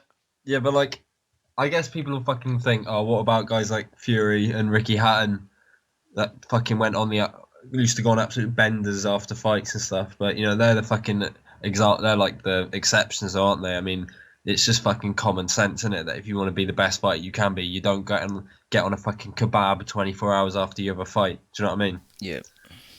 I think you don't over-exaggerate, man. I think you can have some of that kind of stuff, you know, say if you're on holiday or something. But see, when Tuesday you sign the contract, so you're entering your camp and you know the fights ahead, you have to like buckle down. I think it's pretty much just how much you weight. If you eat shit but your weight doesn't go up that much, then I guess it's all right. But I don't know. I just got fucking so much respect for those guys that stay around their weight all year and don't have to fucking cut loads of weight in camp and can focus on their boxing, because those are the guys that fucking end up. Because Golovkin doesn't fucking walk around at like 220 pounds, does he? Or fucking some shit like that. Do you know what I mean? Cam, dietary black hole. Yeah. Down a dietary black hole. All right, let's move on. Ari, you got any final thoughts about Mitchell? Yeah, I think Leon should have the final words on Kevin's career. No, I haven't said anything in the fight yet. Go on, Ari. Yeah, just he looked shot. Simple. That's it. Thanks. Bye. This is the thing. I can't believe you got knocked down by that jab. He walked into it though. Let's be fair. Yeah. He was a bit off balance as well. He walked into it, hands low, off balance. I don't think it hurt him that much. I think like Hamada said, he walked into it and he caught him a bit off balance. I don't think it was as big as we initially thought. It was the other 20 punches that landed after that fucked him up. Yeah, When exactly. I first saw it, I thought it was a right hook. Like I thought it was, Yeah, I thought it he was the right caught hook me as with the well. right hook. But then Yeah. when I saw the replay, I saw it was a jab. I just thought Mitch was such a donut. He walked But into the Great jab. timing. Yeah, you could say it was great time, but you could say Mitchell was being an idiot as well. He fell into that jab, and obviously it's double impact. You know, you come into the shot and the shot hitting you, which is much worse. Yep. In fairness, it was a fucking great jab. You know, it was like a right hand, like a kind of from an orthodox fighter is like perfect, jab. Yeah, how good that- the next how good boxer I'm gonna jinx is Ishmael Barroso. He's my new favorite, so he's gonna Yeah. get glassed in his next fight basically because I've Him jinxed him. versus that Zlatan would be good, wouldn't it? He You know had what? issues though cutting the ring off on Mitchell though. Yeah, I did, yeah, because I was getting dizzy, man. They're going in circles. Like Mitchell was stepping to his left, and Barroso wasn't cutting him off. And majority of the time, Barroso's foot was always on the inside of Mitchell's foot. Definitely needs to work on that. Yeah, definitely. Because he looks like he could be outboxed. Yeah, definitely some. I don't know who promotes him, but there's definitely some big fights for him in lightweight because Figueroa fought on the weekend. Obviously, we're going to touch on Mitchell now. I think the guy that fought, sorry, not Mitchell, Campbell, but the guy that fought Campbell, man, I was really impressed with him. Let's get into that fight. To all the panel, I think we've all been a bit guilty of overhyping Campbell a bit. Definitely got exposed against Mendy on Saturday night. Who wants to start? I will, because I probably hyped him the most out of anyone. I fucking took a huge portion of French crow on Saturday, and it fucking didn't taste nice. But yeah, man, it was like, I don't know, mate. I hope he's not. He looked fucking very Frankie Gavin-esque in there, and that's never a fucking good thing. Like, he just looks like he's still an amateur. He doesn't sit down on his punches. He's still bobbing back and forth. These little tip taps, and that was the thing. He was obviously a better boxer than him, but he just couldn't keep him off. And if you haven't got any power and you're trying to fight on the back foot, you better hope that you're fucking accurate as fuck. And Campbell just wasn't, and he got absolutely fucking manhandled in there, and he lost that fight so easily. Right, I know fucking there were people saying, "Oh, I've got Campbell up by a round," but let's get real. Like, that guy won it by a good fucking 4 or 5 rounds, in my opinion. Yeah, he just completely. You said it was going to be a draw. What are you talking about? Yeah, I thought we were going to get a little Sky robbery, but fucking hell. You said it was close. No, I was fucking hoping for his sake that Sky would sort him out with the draw, but not even they could fucking get him the fucking draw or the win. But he just looked so fucking shit in that fight, and hopefully he's going to come back and be a bit better. I'd like to see him fucking change trainers. I don't know who that guy up in Hull is, but he's done a fucking... He just got completely fucking exposed in that fight as a guy that's still in his fucking amateur days. Whether he'll ever become a good pro, I don't know, man. He's got so much fucking range and height and so much talent. You'd like to think that he can come back, maybe go up to 140. Does he have that much talent? You're saying he does, but defensively he was shocking. Yeah, and I guess as well, I mean, this fight was taken on, like 2 weeks' notice? It was the end of the year. I'm sounding like I'm making excuses for Campbell here, and I think I am a little bit. He knew he was fighting on that date months ago. I know, but maybe it was just like, you're making excuses.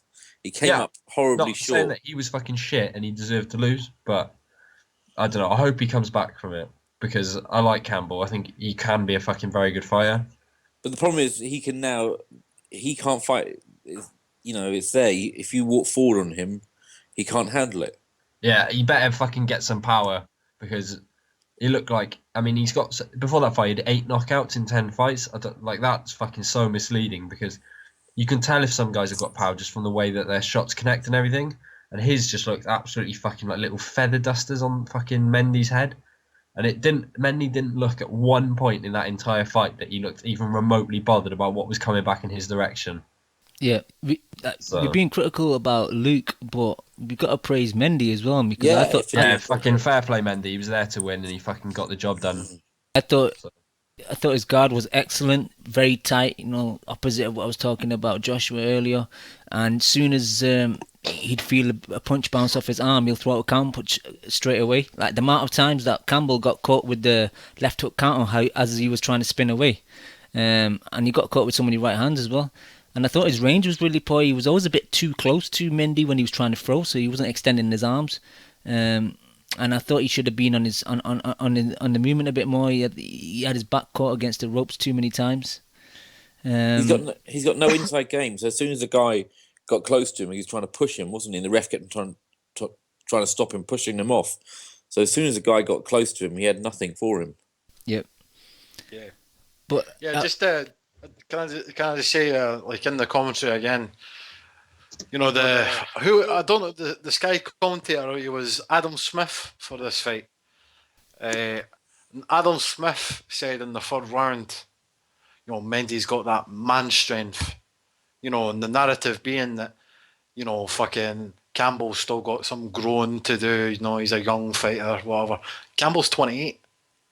Yeah, you know, if he's not a fucking man by now, then what is he, Peter Pan?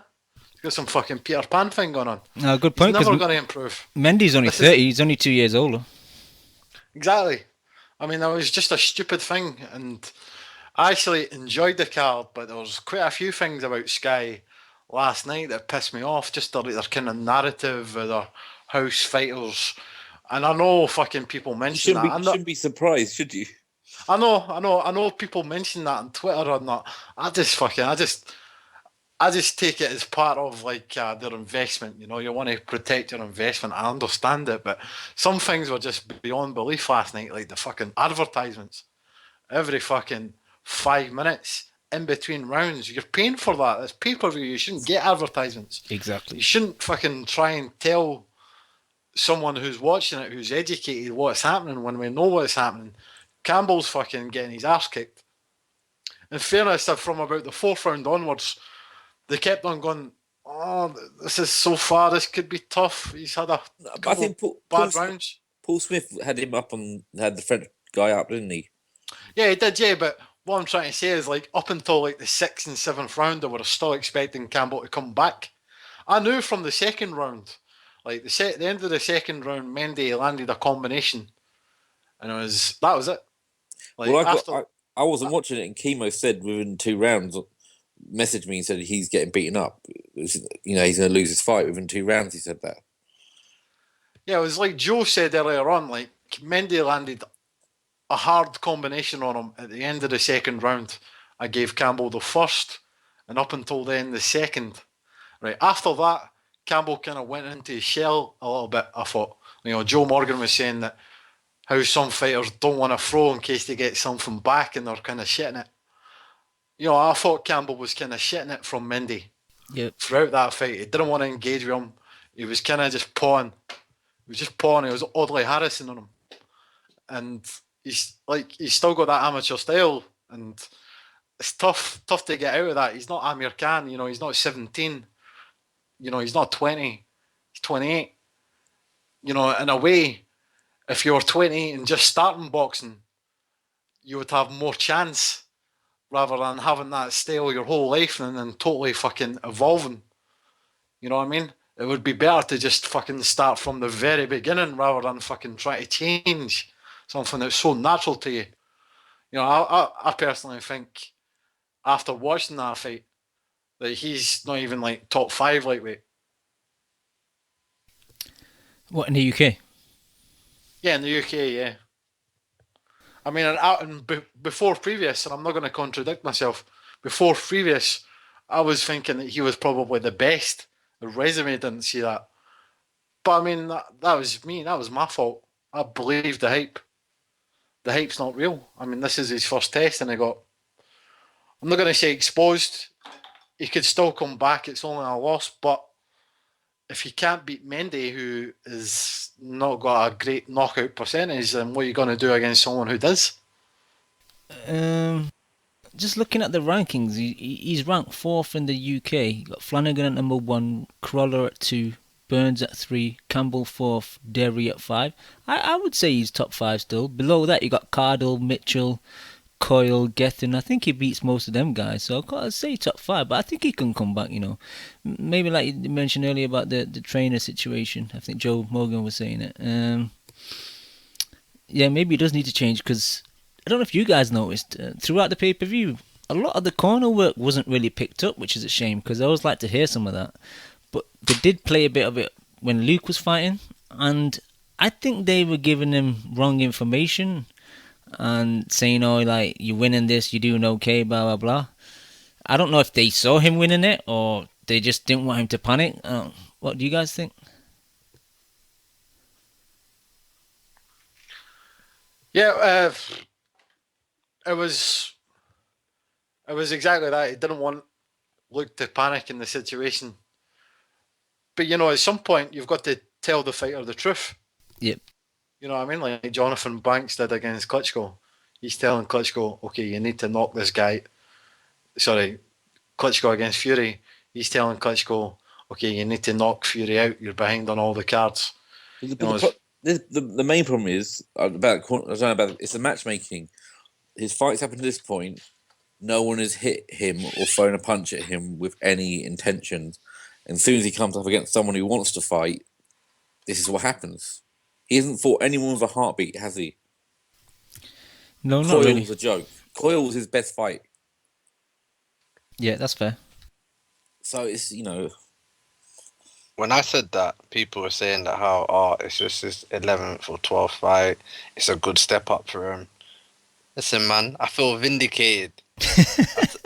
I swear down. I was never sold on this Luke Campbell guy. Fights like a fencer. He's got... I don't know if I should do this, but I was going to mention another show that did an interview with Tony Bellew, and they asked him, like, what's going on with Luke Campbell? How come he ain't been stepped up? And Tony told him straight. He said he just has this amateur style. He's stuck in this amateur style, and it's hard for him to change his ways. And that's why, like, we ain't seen Luke Campbell getting pushed, like, because I think the people behind the scenes actually knew this about Luke Campbell. Don't you think? Like, that's why he wasn't getting the buzz and the push that everyone... Like, boxing fans are so fickle. They all jumped on the bandwagon. I heard people saying things like, he's going to be a multi-weight world champion. He'll go up to 140, 147, and all these things. It's just ridiculous, man. I didn't watch the fight, so I can't comment on what happened in the ring, but I just feel vindicated, man. Yeah, I'd be a shit boxing promoter or manager, you know, because I'd put my guys into tough tests because I'm thinking, well, if you fail at the early stages, then what's the point? You know what I mean? Like, I would be a shit promoter, me, but... Ari, did you see this fight? The only parts I've seen the knockdown, obviously. While you guys were just talking just now, I skimmed through a bit, like I watched round 2. Yeah, Chu's right. I think it was Chu said it. A combo landed in the end of the second round, like Campbell's face changed, and he looked scared from then on, really. And yeah, I need Crow as well because I've rated Campbell highly. I thought that Coyle win was quite. Yeah, give it to me too. Double Crow. I thought that Coyle win was on his way to being fast tracked. Coyle's a bum. I told you that. Coyle's useless. Yeah, maybe Coyle definitely is a bum. See, me and Kimo were right all along. Jesus, yeah, I was wrong. Who picked Mendy though? Obviously, no one picked him because I didn't even know about this fight. No, I didn't even know about this fight. I didn't know who Mendy was. I can't lie, I didn't know. Me either. This is like the biggest shock of the year. I didn't even know this fight was happening. I thought he was just fighting a bum on the card. I didn't know he was fighting Mendy, a former, European challenger. Never been knocked out. Fort Postal. I haven't seen the fight, but fucking tough fight in 2 weeks. Yeah, I just don't understand it. It was mad because I didn't even watch the fight live. I saw little bits, on Sky Sports News. But Kimo tweeted me while the fight was going on. They said, "Yo, Luke Campbell's getting beat up." I was just laughing. I was just happy, man. Not happy, but obviously you don't want to see someone get beat up like that. But I just felt like I said, I felt vindicated, man, because I saw this all along, man. I just didn't see what the fuss is about. And he had this deceiving record where he had a lot of knockouts that Joe was saying earlier.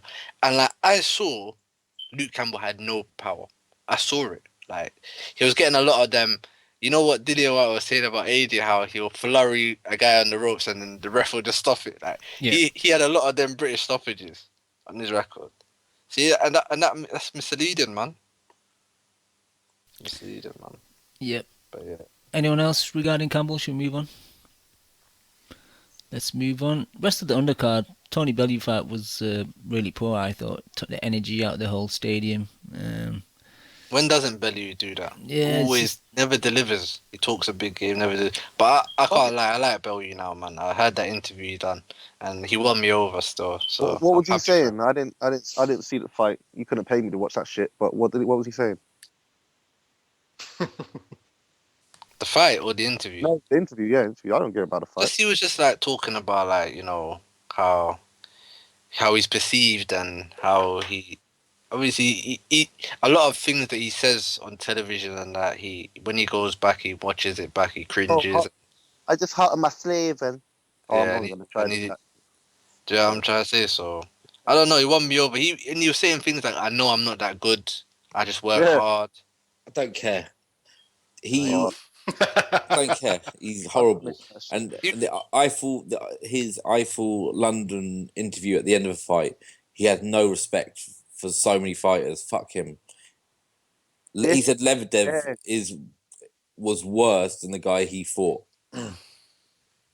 Lebedev would ice him. He acted like he's just beast at cruiserweight. Lebedev would ice him in a 5-5. He says he's the best cruiserweight in England, but I still haven't heard Afolabi's name in his mouth. I know he shit on him in the Eiffel London interview. Don't worry about that. Have a look at that. Yeah, really? Yeah. And he said, well, there you go.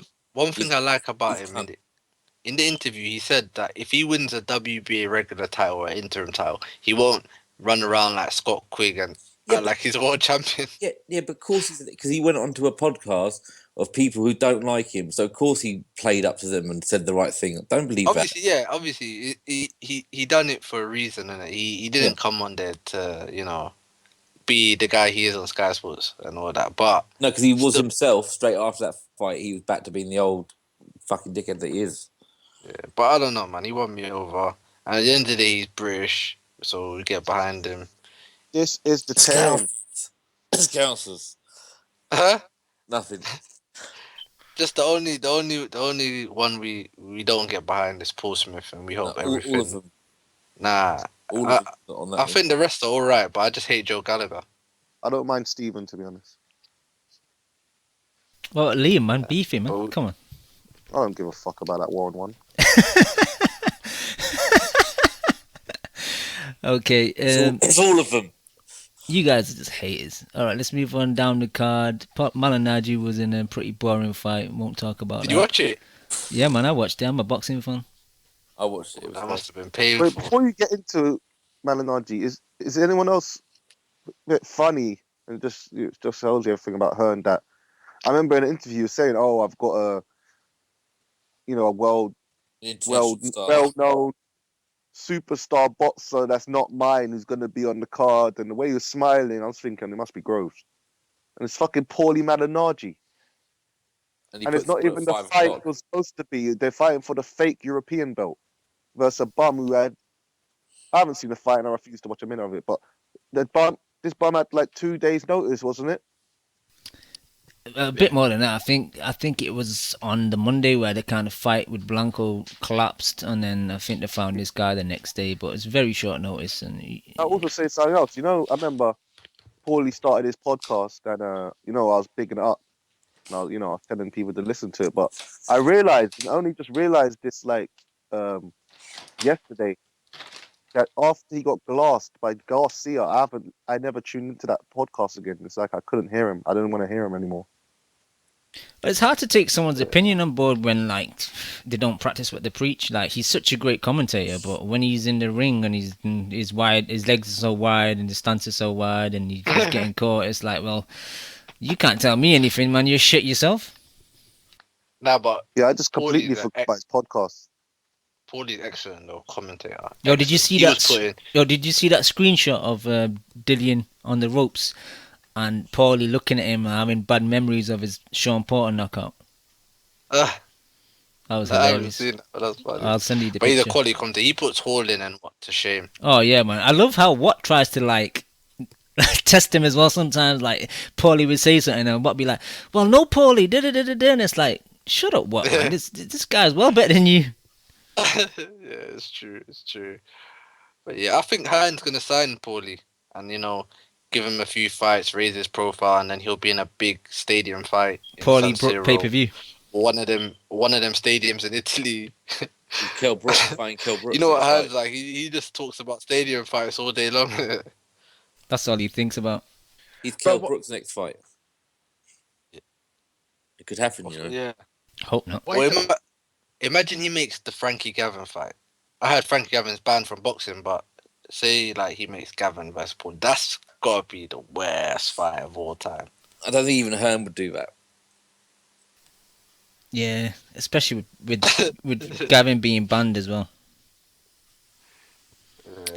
I thought Gavin got given a slap on the wrist. It was just community service. Yeah, but as far the as I board, know, I had the board got involved. Yeah, I don't. What's he done? He can't fight in between. I think he was involved in a kind of mass brawl. Yeah, nice. He was on like a classy. He was out with family and friends. Well, I think him and his friends and their like wives and kids all out. Didn't I hear he was throwing knives at people or something like that? Or I'm not something sure. sharp he was throwing at them, wasn't he? No, if he did that, he would have gotten more trouble. To be honest, I think he would have gotten more trouble. No, because that's like assault with a deadly weapon. I don't think it was that. Oh, he was throwing something at them. I don't know if someone in the... no, I'm sure it was knives, glasses. That's it. It was left glasses. hands, man. Them feather fisted left hand. Yo, that's the only way with glass in one is with actual glass. He's probably thrown more glasses than has punches. No, that's it. I think he was breaking beer bottles or something like that and throwing at them. I'm telling you, something like that he was doing. Anyway, Gavin's a scumbag anyway. I like how you just finished that conversation off. All right, and come back. And just Chisora as well, just on that card. He fought last week, fought again. What's the kind of point? Is it just to put him on the same card as Joshua to line that fight up for next year? Yep. Okay. Didn't Josh Warrington fight? Nah, Warrington pulled out and Chisora replaced him. Oh. Wonder why Chemo wasn't so hyped up. You would have heard from Chemo talking that Warrington shit. That's true. That's a good point.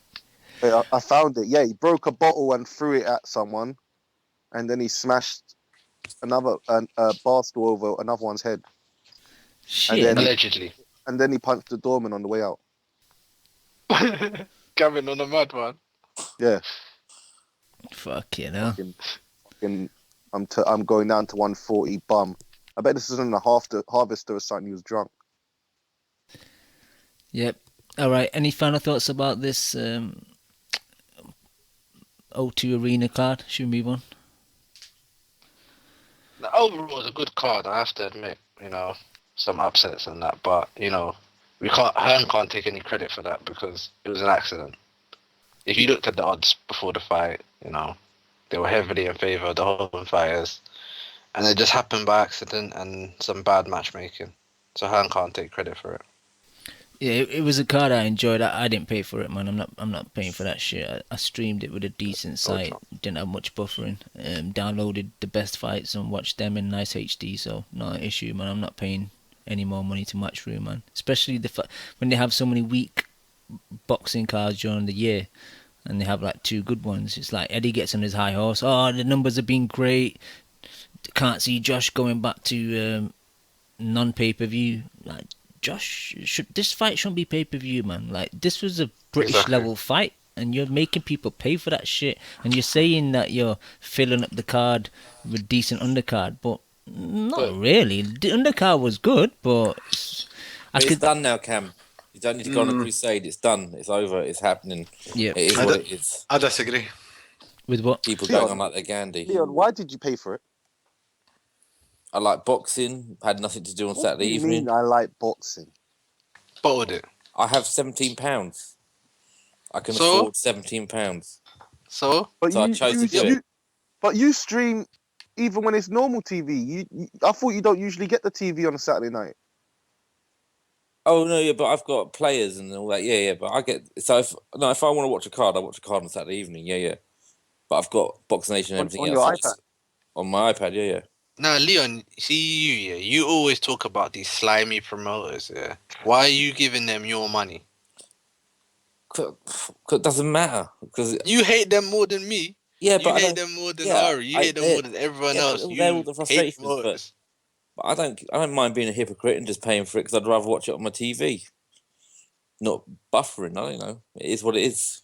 Yeah, okay. I understand that. If you say that, then that's fair because it was very good watching it in HD. I don't buffer. I don't buffer. You need to get optic fiber, mate. Well, do you know who buffers? Michael Buffer. Anthony Joshua said his name like Michael, like James Bond.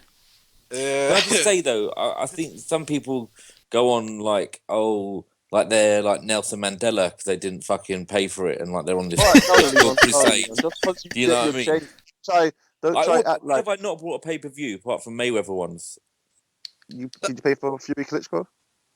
I would have done, but I wasn't here. Yeah. But see, though, you're bragging about not buying Floyd's pay-per-views, but I'm not bragging about that. That's just a factual thing. Do you know what I mean? I mean, this is not much better, is it? No, but that doesn't matter about opinions and you being upset because I said that. It's about and Floyd's in better fights. Floyd's fighting better opposition. Why are we getting this discussion? All I'm telling you is the things I have paid for and haven't paid for. So they're gone. It's history. All right, let's move on. Chu, you disagreed about something? Yeah, I disagree. I thought it was a good card. It's good value for money, I think. Wait. Chu, it's good. Did you pay? No, I've streamed it. So how's it good value for money then? It's good value for my money. Yeah, it was good value for Leon's money, yeah. No, people give Eddie Hearn a hard time, but look at the crowd that was there for Anthony Joshua. I mean, people criticise Al Heyman for not creating stars. Like they say that about Al Heyman, that he can't create any stars. I mean, Eddie Hearn's creating fucking loads of stars. Yeah, but Chew set a precedent now on that fact that all these big fights are going to be pay-per-view. Exactly, and he's selling out these arenas. Does it have to be pay-per-view if he's selling out these arenas? Yeah, if it's a stacked card, I mean, they've all got to be paid. I mean, people even underestimate like the cost to put on shows like that. I was watching IFL footage, right, and I was like, they were filming. Some guy in the crowd was filming the ring entrances, like Chris Eubank's entrance, Dillian Whyte's, Anthony Joshua's. See what I noticed in the crowd? There was actual security everywhere. See when you go to like a Frank Warren card, how much security is there? Probably not as much as like an Eddie Hearn show. The only security is the people you bring along. Exactly. I mean, fucking Eddie Hearn does that. Eddie Hearn fucking puts on fucking these big light shows and shit. Even like Dillian Whyte's entrance, right? You've got to pay money to the people who make Jaws, because there was like a minute of the Jaws theme song and then it goes to fucking AC/DC, Black and Black.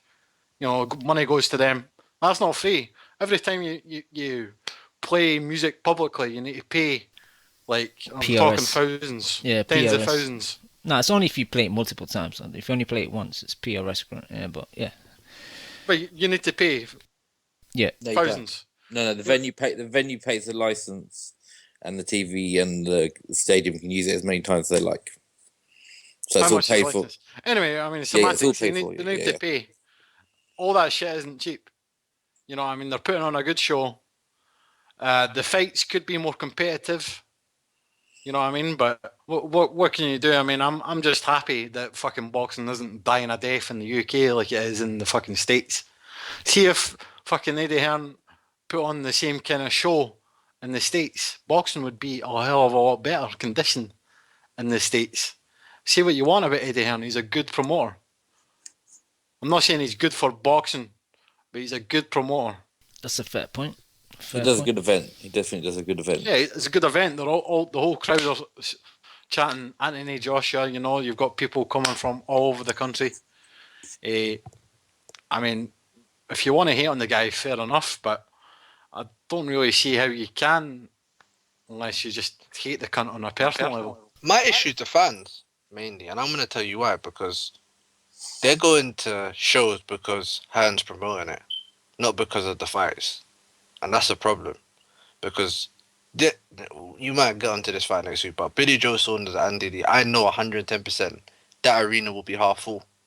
And that's a great fight. But if that was a matchroom fight, it would be sold out in 10 minutes. Yeah, but minutes. you're blaming the fans. Should you not be blaming Warren for not promoting it? Not really. It's the fans as well to blame, to be honest. You know, I mean, all right, Warren's done his dirty shit. It's all about the platform, isn't it? They've got Sky, and that's the game changer.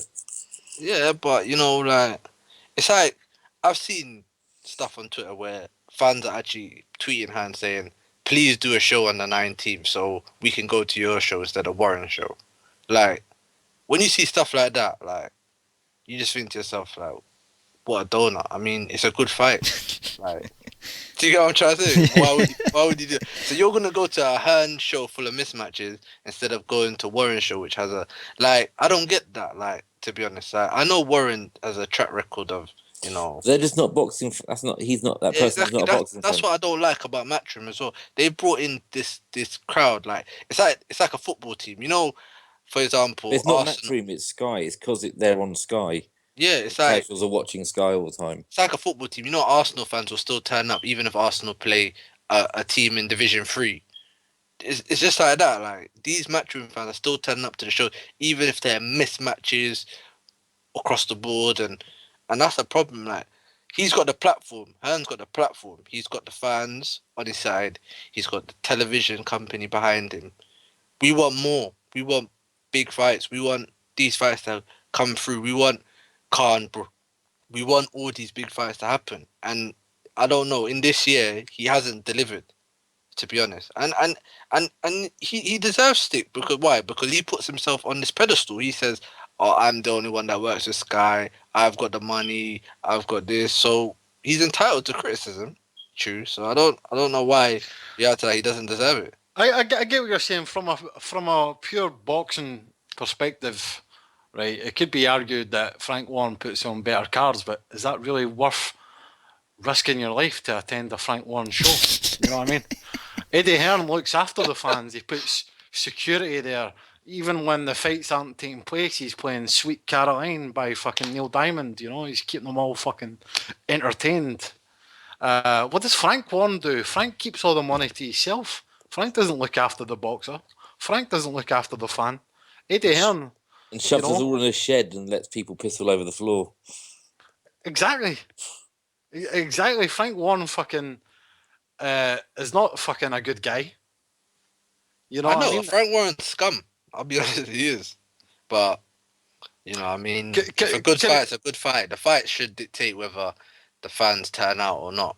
Not the Verona and, you know. See the reason why Frank Warren is putting all his best fights on nowadays is because he's stable as tiny. His back's against the wall. He's getting his arse kicked by Eddie Hearn. He's got no choice but to put on fucking competitive fights nowadays. Back in the day, you never used to.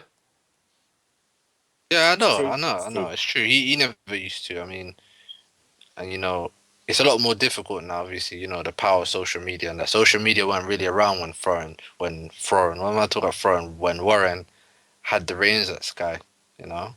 It wasn't that powerful, you know, as it is today. So maybe he would be getting even worse stick than Hearn was getting. Yeah, I mean, this Wasif in the chat is saying, you go to a Frank Warren show, no toilets. Enough said. I mean, what are you going to do? Piss in a bottle?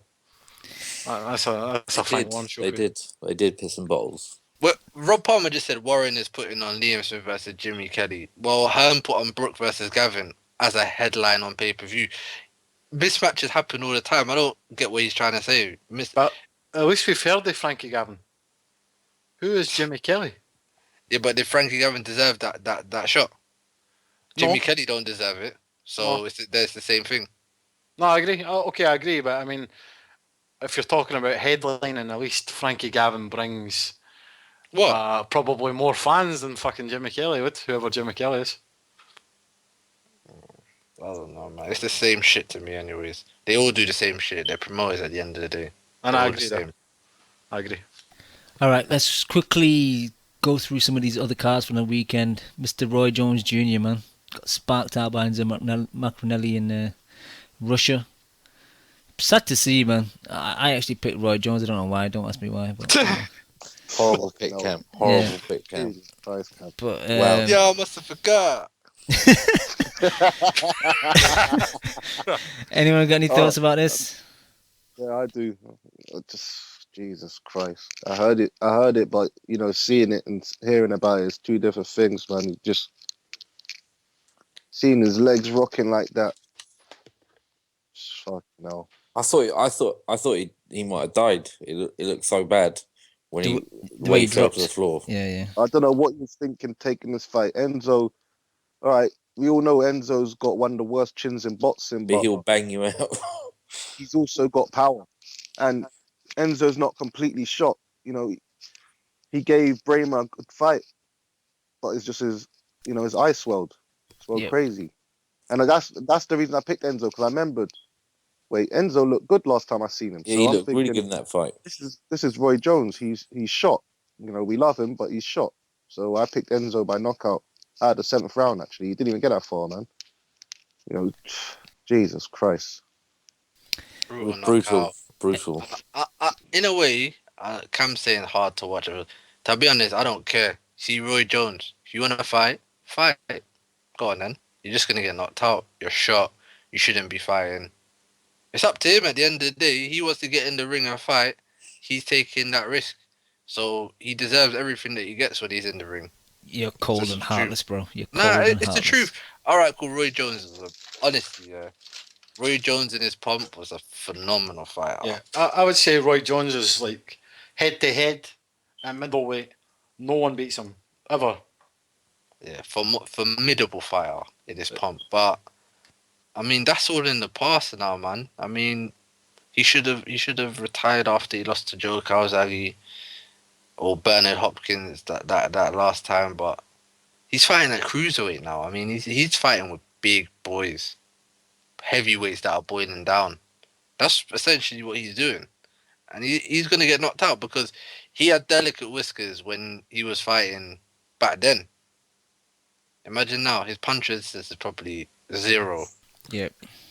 I think he should stay away from Welsh fighters. I mean, he's been shown to have a weakness towards them. At least Enzo got the KO though. True. What a KO. That was really... It was quite sad. I mean, when you see a KO like that, usually you're like, hey! You're like fucking getting off the seat and cheering. When you see a KO like that to Roy Jones Jr., you're kind of like hiding behind the couch. Like, fuck. Hope he doesn't die. Yeah. Did he get knocked down before the actual knockout? Yeah, he dropped once before that, yeah. Oh, I didn't see it. See, the referee should have saved him then. He didn't look too bad after the first knockdown. Oh, is it? It's Russia. You're going to have to fucking fight your way back to the locker room, man. Yeah, he got hit with the uppercut. But yeah, man, it's sad to see. Anyone else? Nope, let's move on. Anyone see the card in Texas? Omar Figueroa, DeMarco, and Ariola versus Kaufman, I think it was. I refused to watch it after he was so overweight. If he's not taken seriously, I'm not watching him. Cam, are you serious? 2 hours later, you finally talk about the fight of the week. I've been waiting all night to talk about this. I thought this was the headline. I thought this was the preview's going to be called on the Mixler. All about the Figueroa fight. Yeah, I've been waiting all this goddamn time for that. Break it down, Dan. Jesus Christ. Now, what a fight, right, Ari? Yeah, what a fight, man. I don't even know who won it. Fucking bums talking about Figueroa. Oh, you know what? I'm done. I did watch the fight. Honestly, how bad was being that overweight? Why should we care if you're going to behave like that? How much did you weigh? 11 pounds overweight. 11 pounds. No, but I think midweek, Hamada, they knew that they were going to come in overweight, so they negotiated with DeMarco's team. So I think they both came in and out. Was it like 150, 151, something like that? Yeah, 150. 11 pounds overweight. And that's the guy that was fighting that lightweight not so long ago. Yeah. He's got some issues. I don't know what those issues are, but he has issues. So he must have been 180 or something, coming all the way down or something. He must have been really heavy then. That's crazy, man. That's worse than Lim's boy Frankie Gomez. Hey, don't mention Frankie. That's not cool, man. It's appalling. No, take the weight issue out of the way, though. The fight, man. Omar Figueroa has an engine on him, man. Like, the amount of punches he threw. Don't get me wrong. Some of it is very... parts of the fight was very scrappy in that, man. But he's just always throwing. He leaves his head out there. He does get clipped quite a bit. But DeMarco... He's not really got anything left, man. I think I only give him like 1 or 2 rounds. I think the 7th where he actually did something and catching Figueroa with a few shots, but it was easy work for Figueroa, I thought. When's the last time DeMarco fought, Cam? Do you know? He didn't I fight think he fought Bartholomew. this year, Bartholomew, yeah, in Bartholomew beat June. him up. Yeah. And he said he retired, I swear. And why is Heyman recycling him for? Like, that's not good, man. Is what it is, isn't it? I think he needs money as well. I think he had his sister that passed away as well, or something like that earlier this year. So it's just is what it is. Anyone else regarding Figueroa? Did you actually see it, Dan, or are you just trolling? I did. No, I saw it. I mean, I don't watch the full fight, but I watched the last couple of rounds because I heard that DeMarco was outlasting Figueroa. But I'm not going to use the word hate, but there really isn't any other boxer that I dislike more than Omar Figueroa. To me, he's the ultimate definition of a bum. He hasn't fought anyone in his career. For some reason, I was thinking that he fought. Who's that Japanese? I mean, the Mexican fighter who fights or trains in Japan. Kameda. Linares. For some reason, I thought he fought Linares, but he didn't. Right? No. He's got Ricky Burns. He's got no one on his resume. His best win against that one Japanese guy that won full 12 with him. Ricky Burns. Ricky Burns is his best one. You think that's his best? I think they're pretty much equal. I mean, we're comparing, semantics. Like a level D fighter to a level D plus fighter. But He fought Cotto, but it was Abner Cotto. Yeah, it's ridiculous. This guy, I don't even know what you do if you're Golden Boy. How to even promote this guy? He's a fucking. He's not with Golden Boy. He's Heyman. Oh, he's with Heyman. Yeah. Oh, he left. Right. Didn't he get paid some silly money for this fight as well? I'm sure he had to give up most of it though. I think he gave a chunk over, but I'm sure he got paid like 500,000. I might be wrong, but I'm sure I saw it on my timeline on Twitter. Didn't Golden Boy sign Figueroa when he was still at school or something? Yeah, when he was in high school, Oscar scooped him right up. They thought he was going to be the next Golden Boy. And I remember people were high on him. I mean, shit, I was kind of high on him too.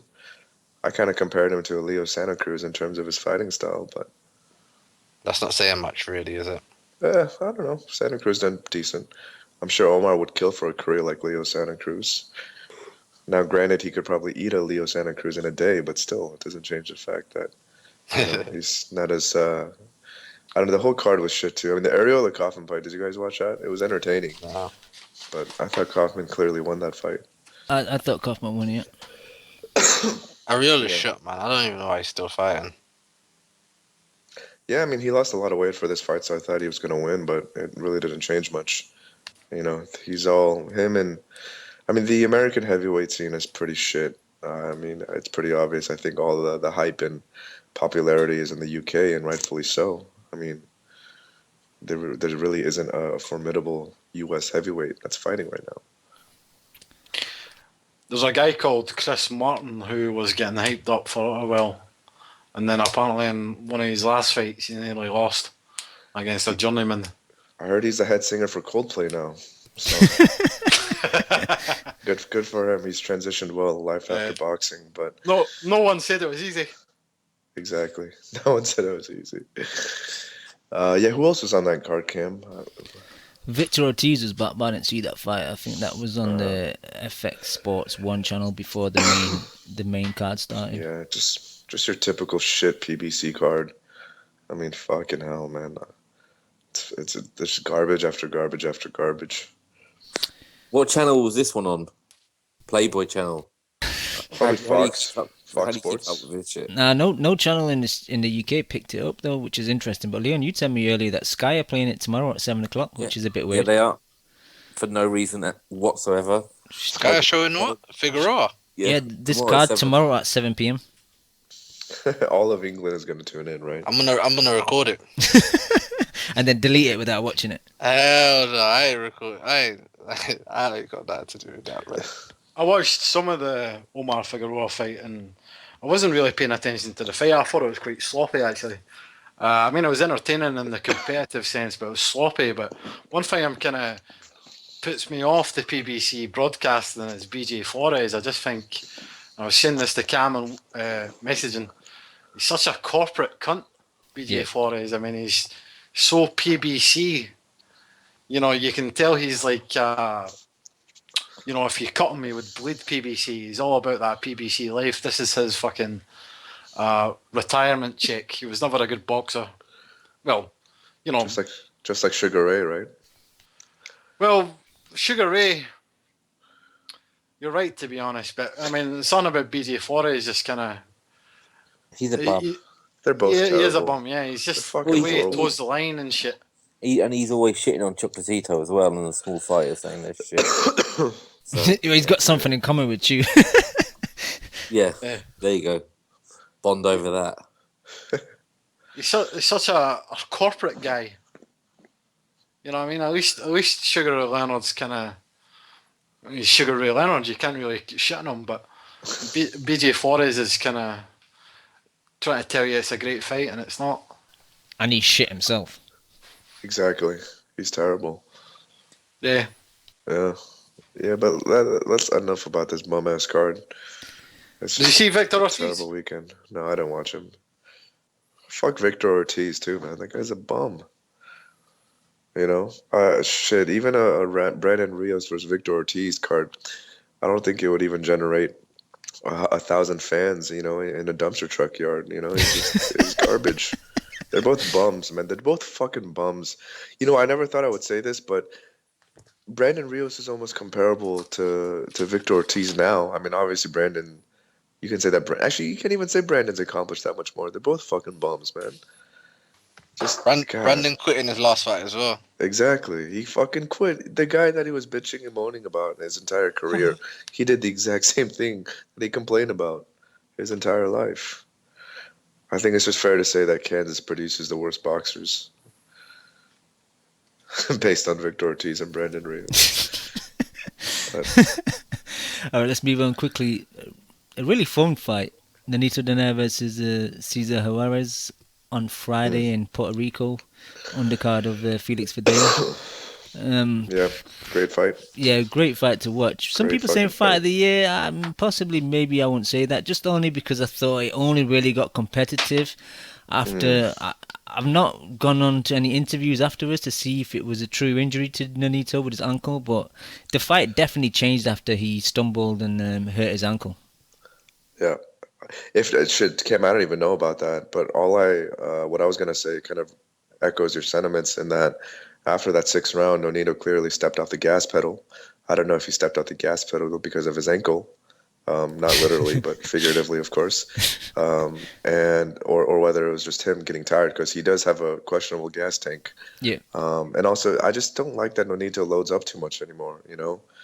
I think he's done that his entire career. A lot of my friends who watched the fight told me that, oh, this is just Nonito being old and being past his prime. But I don't think so. I think Nonito has always been a fighter who's always kind of, you know, lowered his work rate towards the end of the fight, and one person who always tries to knock his opponents out with one single punch.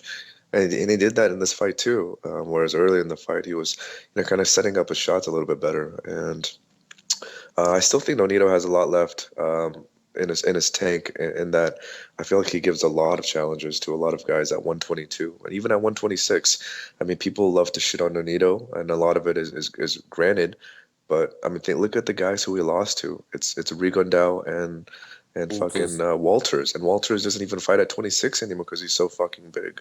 Yeah. I mean, those are two very, very credible losses, and shit, you're gonna tell me that guys like the Welshman, what's his name? Selby. Selby. That's Selby. Selsby or even fucking I'm just doing terrible with names today. But Frampton and Frampton, Lomachenko, Quigg, Selby, Quigg. Like, you can't tell me that these are great fights for those opponents against Nonito. I think Nonito is a formidable challenge for all those guys. At 122, I think we've said it before here. He's probably still the biggest puncher in that division. Yeah, which is scary, right? Yeah, I mean, shit. Him versus Quigg would be 50-50, I think. Yeah, and him versus Frampton as well, I think. I think Frampton would win that fight, actually. Yeah, but he's still got a very good chance. Yeah, but like, people are just shitting on Nonito, and they're forgetting, like, we're shitting on Nonito because a lot of people, I'm not saying that it was accurate, but a lot of people were ranking him like as a top 3, top 5 pound for pound prospect at one point. So even if you do shit on him a lot, that's still putting him in at like a top 20, top 25 fighter in the world, and that's pretty damn good for that weight class. Definitely, I'm a big Nonito fan, as you are, Dan. I really enjoyed the fight. It definitely did change for me after that round when he fell over, and he didn't seem as confident, using the ring as much after he hurt his ankle. He was laying on the ropes a lot more. He was still evading punches, but he was getting caught a lot more.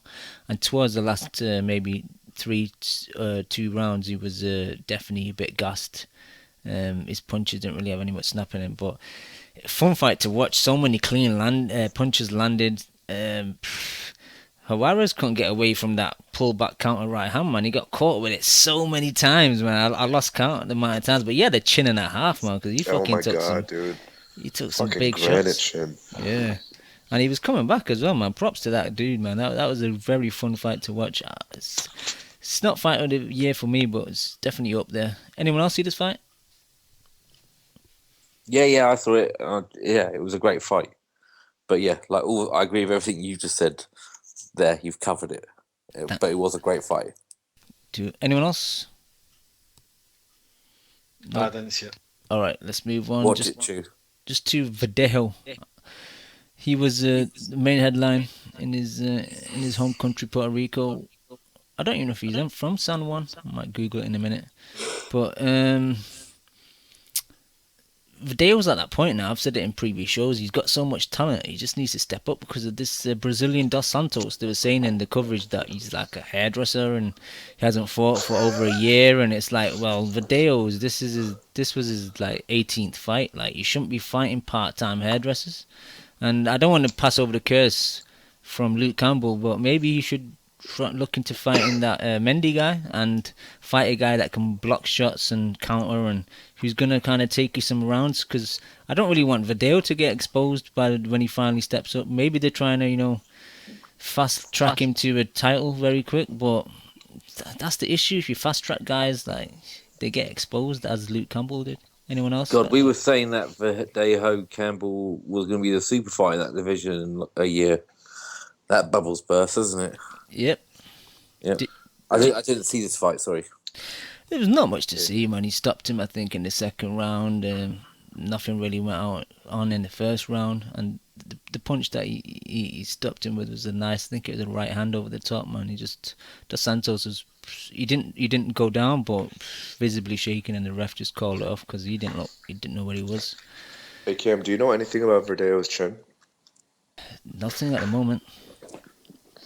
Okay, because I've never seen it get tested, really, so that's the only thing I'm kind of holding out on. Hiding glass. Yeah.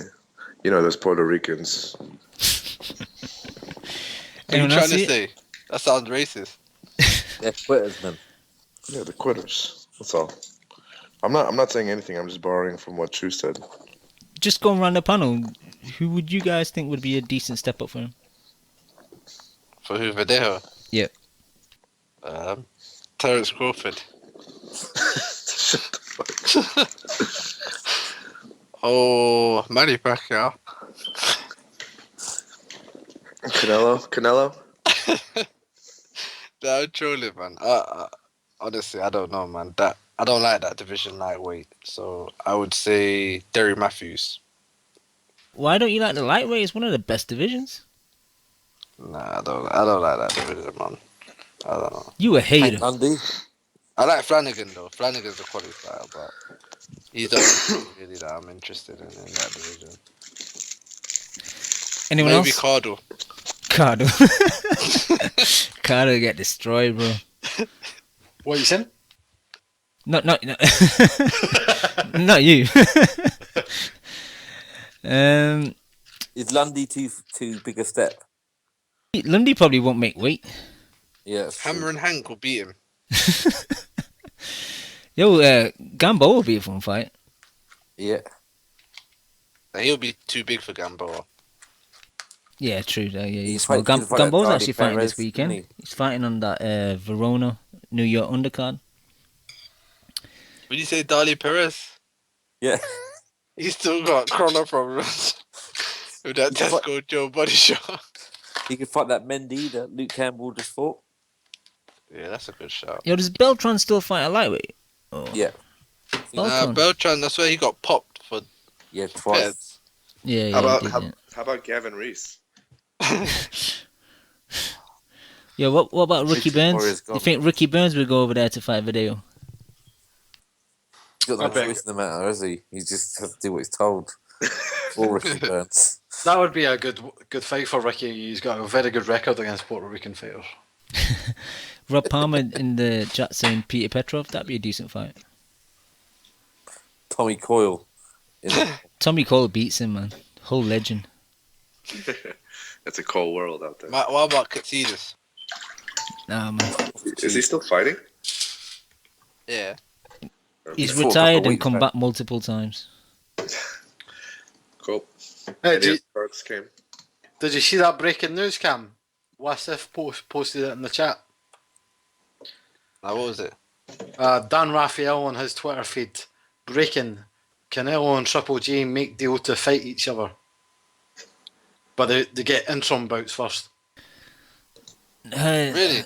It's not. Is this breaking? I thought. Yeah, I read this earlier, but the way it's kind of written is it's not saying that they're gonna fight. It's kind of saying that they have to kind of start negotiating. But like Canelo could just drop the belt. Doesn't mean that they're gonna fight.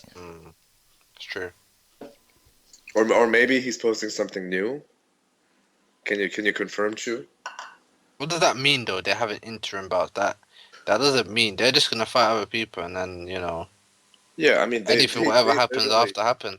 They It's literally created another agreement today, essentially just delaying whatever the fuck they're doing the past 2 weeks.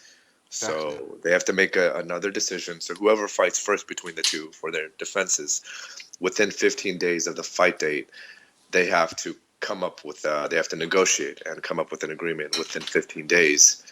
And if they don't, they one of them's gonna have to relinquish the belt, and whoever doesn't gets the belt. So Yo, Dan, just off topic quickly, like these are two guys that you're very high on. Like, who would you favor in that fight?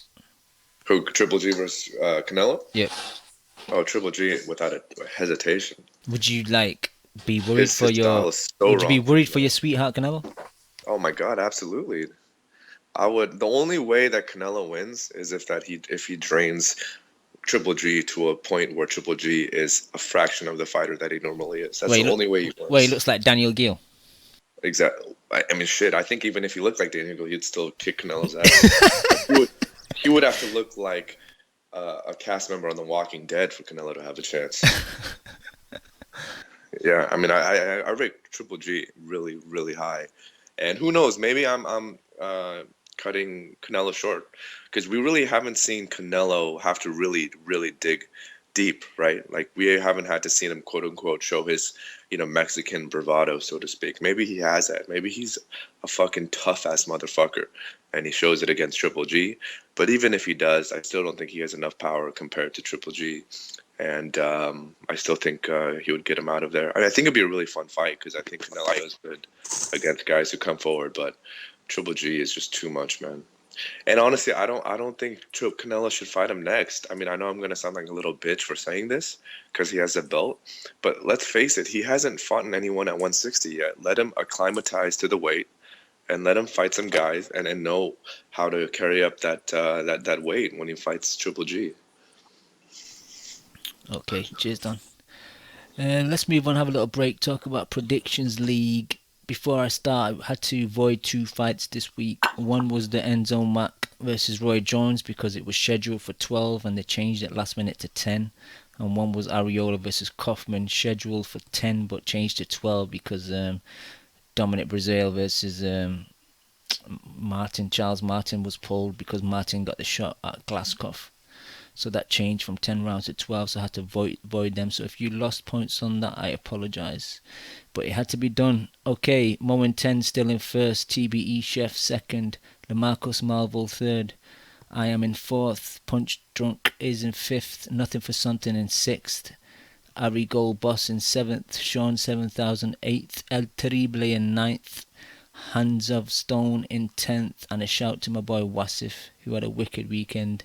He got 290 points, a lot of fights, but he think he got double points on a couple of them.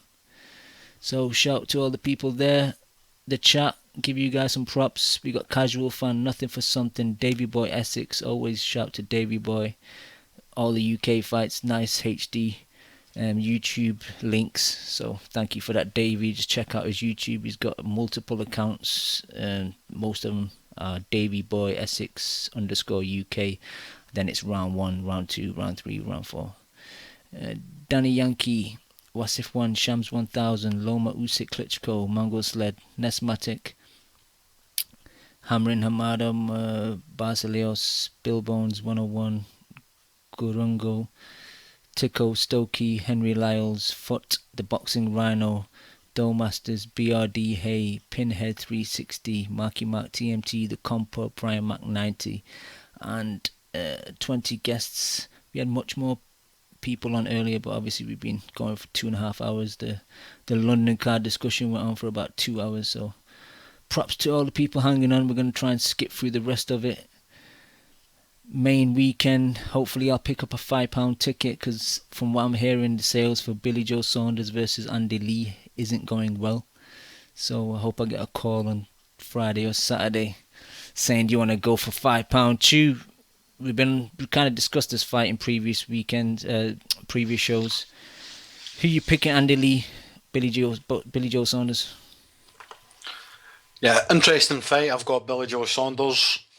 In the past, I've been picking Andy Lee just because he's got that equaliser, that power, and he's quite a tall, lengthy guy. A lot of the guys, when they have to fight him, they have to reach to get in punching distance, and that's to Andy Lee's advantage. I do definitely think he's gonna drop Billy Joe Saunders, but ultimately I've got Billy Joe Saunders winning because he's just better footwork, better hand speed, just shorter punches, straighter punches, and the most important of all, a granite chin.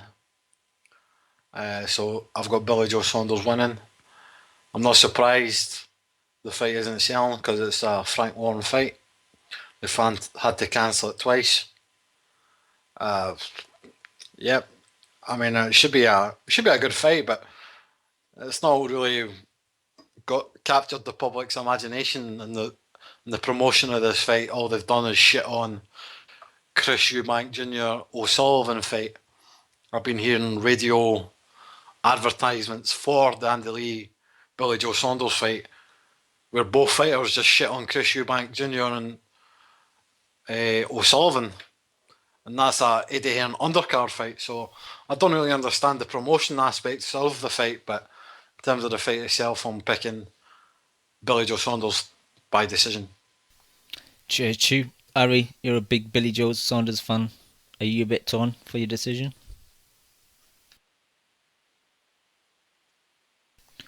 Ari, you're on mute.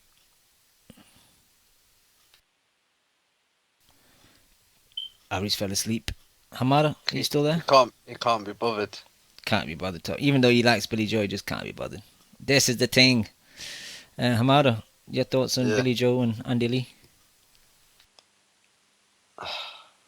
I got Billy Joe on points. I'm not fully convinced of that prediction because Billy Joe's style, Andy Lee, he doesn't feel comfortable when people push him back and put pressure on him. Billy Joe's not that kind of fighter.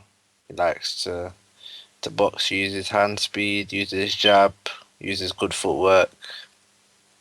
So I think he might play into Andy Lee's hands because Andy Lee does have the longer arms, the longer reach. Even though Andy Lee is bang average in a lot of departments, it seems that Andy Lee enjoys fighting southpaws. He fights better when he fights southpaws. I don't think he's lost to a southpaw, but and I think it's easier for him to get the right hook off against a southpaw, because he's at the same stance as him.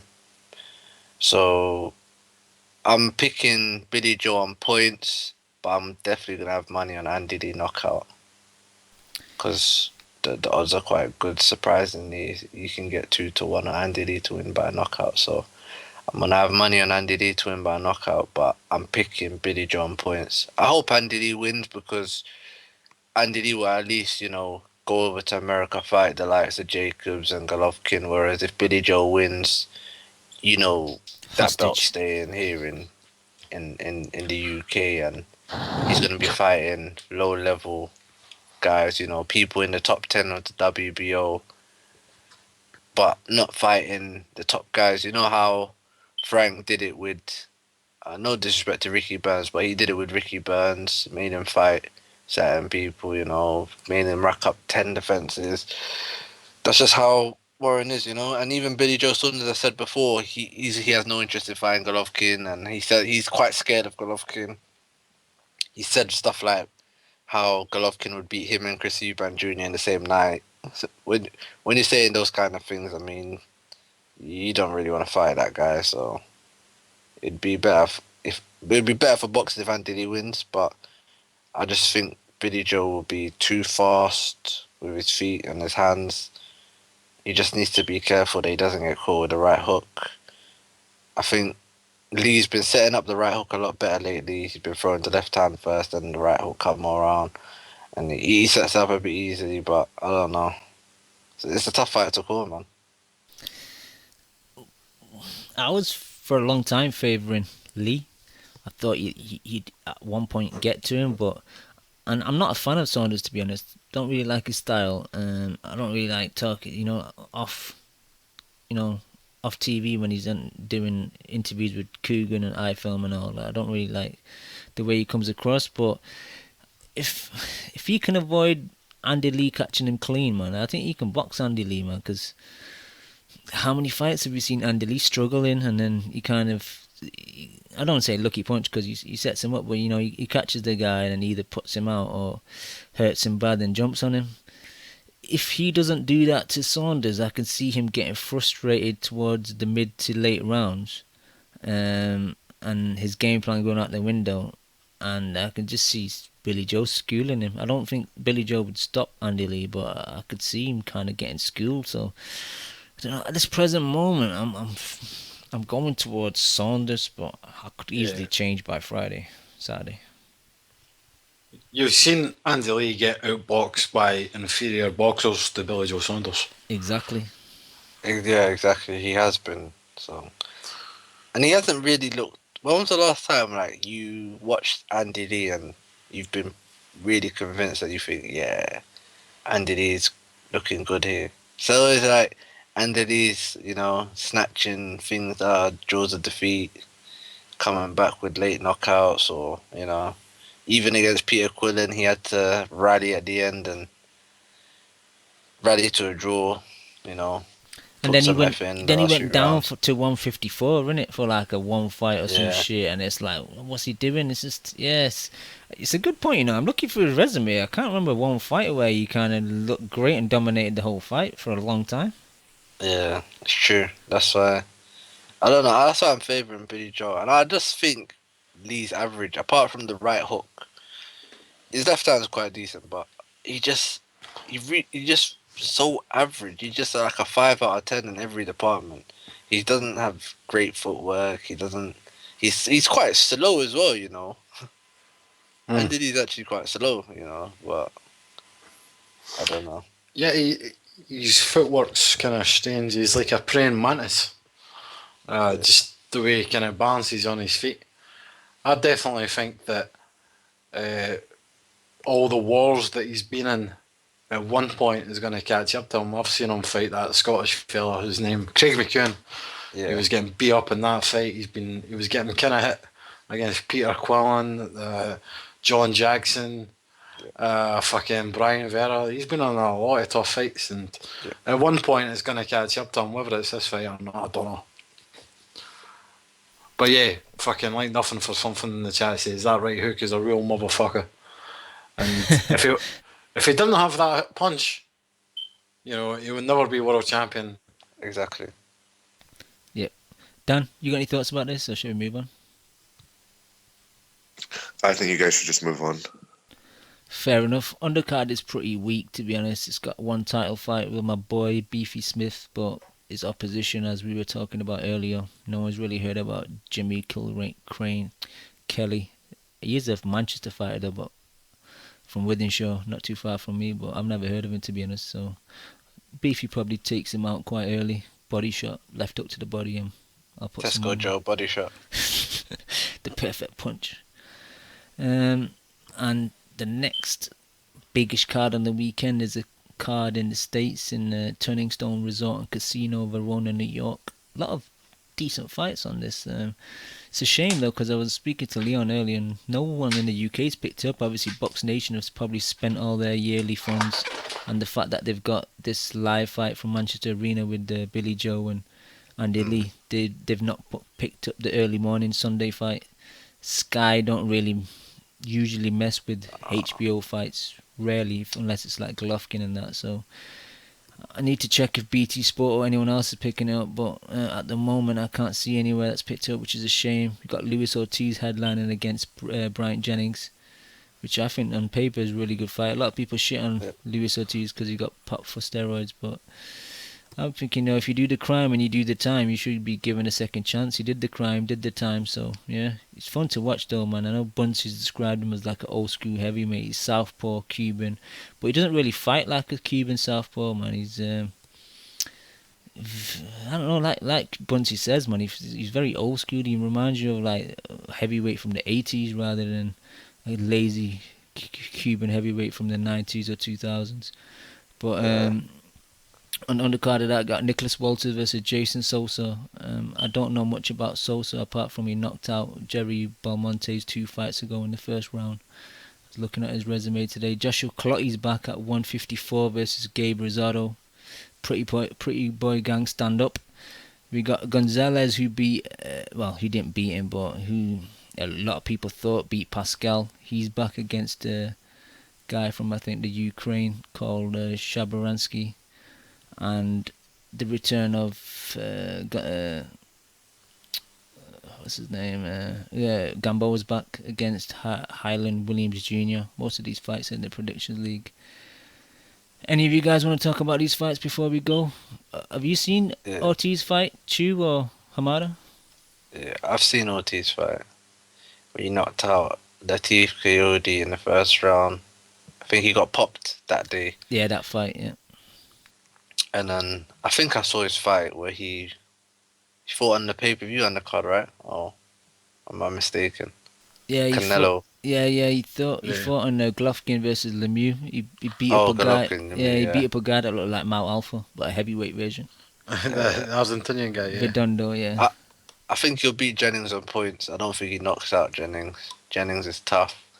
He showed a lot of heart in the Vlad fight. Took a lot of shots from Vlad. He was a big puncher himself. If he knocks out Jennings, that's a huge statement. That will catapult him to top 5 heavyweight. Yeah, I'm guilty of picking big punchers, man. Like, I always go for the puncher, and when they get outboxed, I'm like, why did I pick the puncher again? I was like, fucking get angry at myself. But but I think he's skilled enough to, he's not just a puncher. I could see Jennings up. I could see Jennings riding a harsh 3-4 rounds, but then starting to outbox him. I've said it in previous shows. It depends how big the ring is. If Jennings has got room to use his footwork and use lateral movement, I could see him outboxing him. If it's a smallish ring, man, he's getting demolished, man. Because that Luis Ortiz, man, he hits like a train, man. But I watched Jennings when he fought Mike Perez. And after 5 rounds, I thought Jennings was going to lose the fight. but then Perez gassed. switched off. Yeah. And yeah, I think if Ortiz doesn't gas, I think Jennings can't win the fight. The problem with Ortiz is that this is a 12-round fight, and when He's never been done the rounds. He's never done 12. The maximum he's done is 8, and that hasn't been for a while. He did a few 8s early on in his career when he turned pro, went all 8 rounds. And the last time he's done 8 now, looking at his resume, he's done 7 a few times. He's done 7 in 2012, 7 again in 2011, and the last 8 rounds he done was 2010. So that's the only thing that worries me, man. Like, if he goes into those 8, 9, 10 rounds, he's gonna have no gas tank at all. But Jennings won't stop him. Jennings will probably win those rounds, but because Jennings has no just power. By outboxing him. Yeah, I don't think he's gonna stop him, but I think he can outbox him. Yeah, so it depends. It could very well be a fight at 2 halves. It could be Ortiz putting on him for the first half, winning the rounds, hurting him numerous times, and then Jennings coming back rallying late. But I just think Ortiz will nick it. I think Ortiz will nick it, probably split or majority, with Jennings coming back late. And yeah, I don't think he knocks out Jennings. Jennings is tough. He's from Philly. I know a lot of people say, yeah, this Philly toughness thing is overrated and all that and all this, but I just think he will tough it out. He's tough. He went the distance with Vlad when many people thought he wouldn't go 4 rounds with Vlad. So yeah, I think points, Ortiz points. And the other fight I'm interested in, I think it's happening on Friday, is Bartholomew versus Shafikov. Yeah, for that vacant IBF, is it the 130, isn't it? Lightweight. Is it 135? Yeah. Okay. So, I think it's lightweight anyways. But yeah, because Bartholomew moved up to 140. Oh, he's and dropped then I back think down. he came down. Yeah, he came back down. He was at 130, but he moved to 1240. But I think Bartholomew beats him on points. Never really been impressed with Shafikov. I watched him a few times and never really been impressed. Bartholomew's good, but Bartholomew's boring. He likes to coast. The funny thing about Bartholomew is he can punch. Like, it's like he drops his opponents. He always drops his opponents, but it's like he'd rather just not really take risks. If you know what I'm trying to say, he doesn't really want to put on a show for the fans. He'd rather not labor, but he'd rather coast to a 12-round decision, kind of like Selby used to do. Yeah, You know almost what I'm like trying to say, almost a bit like Rigo as well. He's happy to kind of win it on points. Yeah, he doesn't like step your up levels again. above, so get rid of him. But I think he's one of them kind of fighters that we could just coast to 12. So I'd go with Bartholomew on points. I don't know. I think you're probably right. I've seen him. He's not that fun to watch, man. And I've seen Shafikov, and I stole a little move off Shafikov, man. I stole a right uppercut to the body. Sorry, right hook to the body and right uppercut to the head. And I've seen him do it multiple times, and it works well for him. But yeah, I probably favour Bartholomew, to be honest. Shafikov's resume is not that good. He stepped up to Vasquez and lost to Vasquez. But everyone loses to Vasquez, really, though. Apart from that, Not anymore. Yeah, true. Apart from Vasquez that, is on a losing run now. I saw the Nagaev fight that was on Friday Night Fights last year. That was the eliminator. He won that. Stopped him in the 9th, I think.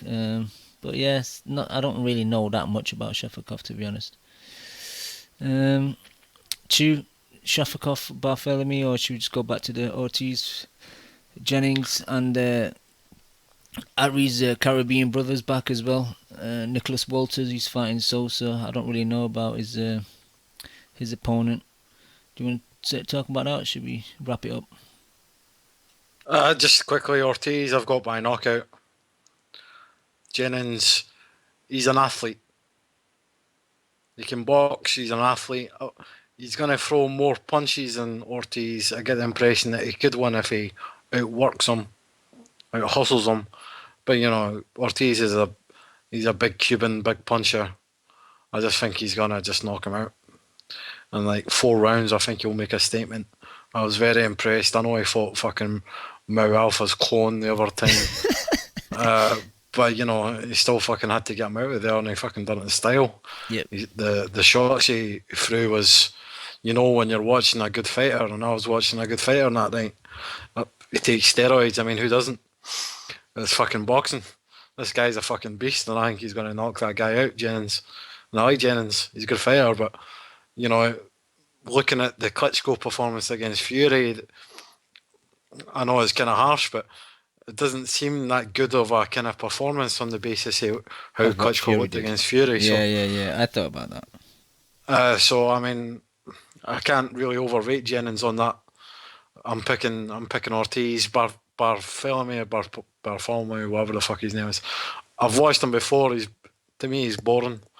Rancis. I don't like him. He's a born fighter. I don't care who he's fighting. I'm not going to watch that. And Walters. Apparently, I've heard that Sosa's quite a good fighter. So is that Mariga meant to be a good fighter as well. So I just think Walters will win on points. And that's pretty much it, Cam. Cheers, Chew. Dan, if you're still there, you got any thoughts about any of the fights that we've mentioned? No, I actually, the only thing about the Ortiz Jennings fight, I'm picking Jennings in that fight. I was actually pretty impressed between Jennings and Klitschko, just because I can agree with you and Chu regarding Klitschko maybe not being the same level of fighter, but just considering the size disadvantage that Jennings had, I think that was pretty impressive by itself. So I'm going to choose Jennings to outbox Ortiz. Excellent. Cheers, Dan. You guys have got any final thoughts? Anything you've read or seen, or should we just get out of here? I've got one more thing to say. Apparently, Manny Pacquiao and Tim Bradley is going to have a third fight. They're in negotiations. What a fucking waste. Yep. You know what I mean? I'm a big Manny fan. Why the fuck are you going over this old ground? I thought the one thing that would kind of separate him from Floyd, okay, Floyd beat you. But at least if you're going to go out, Manny, go out fighting a guy like Terence Crawford, you know? That'll kind of, in a way, that would be some kind of moral victory. Yeah. But no, you're not. You're fighting Tim Bradley. I mean, don't get me wrong, that's a fucking tough fight. Don't get me wrong, but we don't need to see it. You beat him twice. I don't know why you would do that. It seems to me like it's more of a kind of top rank Bob Arum decision rather than Manny Pacquiao. And I just think, in some respects, Manny Pacquiao needs to grow a fucking set and tell Uncle Bob to fuck off. Yep. Dan, I know That's you're. That's the story of Manny's career. Obviously, I love Manny. I love him to death. But when it comes to the promotional standpoint or the promotional aspect, he's never stood up for himself, and it's costed him dearly. You know, shit on Floyd as much as you want, but at least he's taken over the reins of his career, and look how much the dividends have paid off for Floyd. Manny, like you mentioned, Chu, he never grew a pair. He never stood up against Bob. After every single fight, he would always say, "It's up to my promoter, Bob Arum." You know, he would never have his own initiative, and it's costing him. I mean, this guy's ready to retire. Floyd fought Berto in his last fight, and you're going to fight a tough opponent in Tim Bradley, but a guy that you've already fought twice? It makes no sense. It's not a fight that anyone's going to get interested in. I'm not going to. I never pay for anything anyway, but if I was going to pay for it, I would. I know that just sounds like a complete contradiction. That's a proper Chew answer, that. I wouldn't have made that statement 2 hours ago. I've been talking for too long, but I don't even think HBO can hype this fight up on 24/7. I mean, what do you come up with? I'm What sure are the storylines? I'm sure they'll find a basketball game for Manny to take part in, and some fire engine for Tim Bradley to ride upon. Yeah, I would have rather seen Crawford fight. I think that was the right way to go. Yeah, passing the torch fight. Yeah, exactly. Let Manny be the De La Hoya to Floyd and Manny. Yep. So. Go on, Chew. I'm being a dead horse. In a way, it's selfish. You know, this passing of the torch thing. You had De La Hoya fight Manny Pacquiao, created a new star in Manny Pacquiao. De La Hoya sprinkled that stardust on Floyd, and you know the the Floyd Mayweather star was born. But now Manny's got a chance to do that. I mean, why isn't he doing that, man? You know what I mean? Fucking, you've got a chance to create a new fucking star. If you win, your fucking legacy's enhanced. And I think he might beat Crawford, you know, a 50-50 fight. Why wouldn't you? But you know what? I don't think Crawford's a big enough name for it to even matter, right? I don't think he would ever. Well, I can't say ever, but I don't see him getting to the level of a Floyd or Manny. I know Crawford's younger, but even if that is a passing over the torch fight, do you think Crawford is suddenly a pay-per-view guy afterwards? No, but it would get his it would put him on the road. Out. Yeah, it would put him on the road to pay-per-view. Yeah, that's fair. It would become a household name, especially if he fucking knocks him out. Maybe household name's a bit much, but you know, it'd be in a house name. But you know what? The thing is that I don't think Top Rank they don't have enough of a stable to even sustain a pay-per-view level guy. That's true. I mean, Right? how many times have we fucking seen the same fights over and over again? Yeah, it's disgusting, man.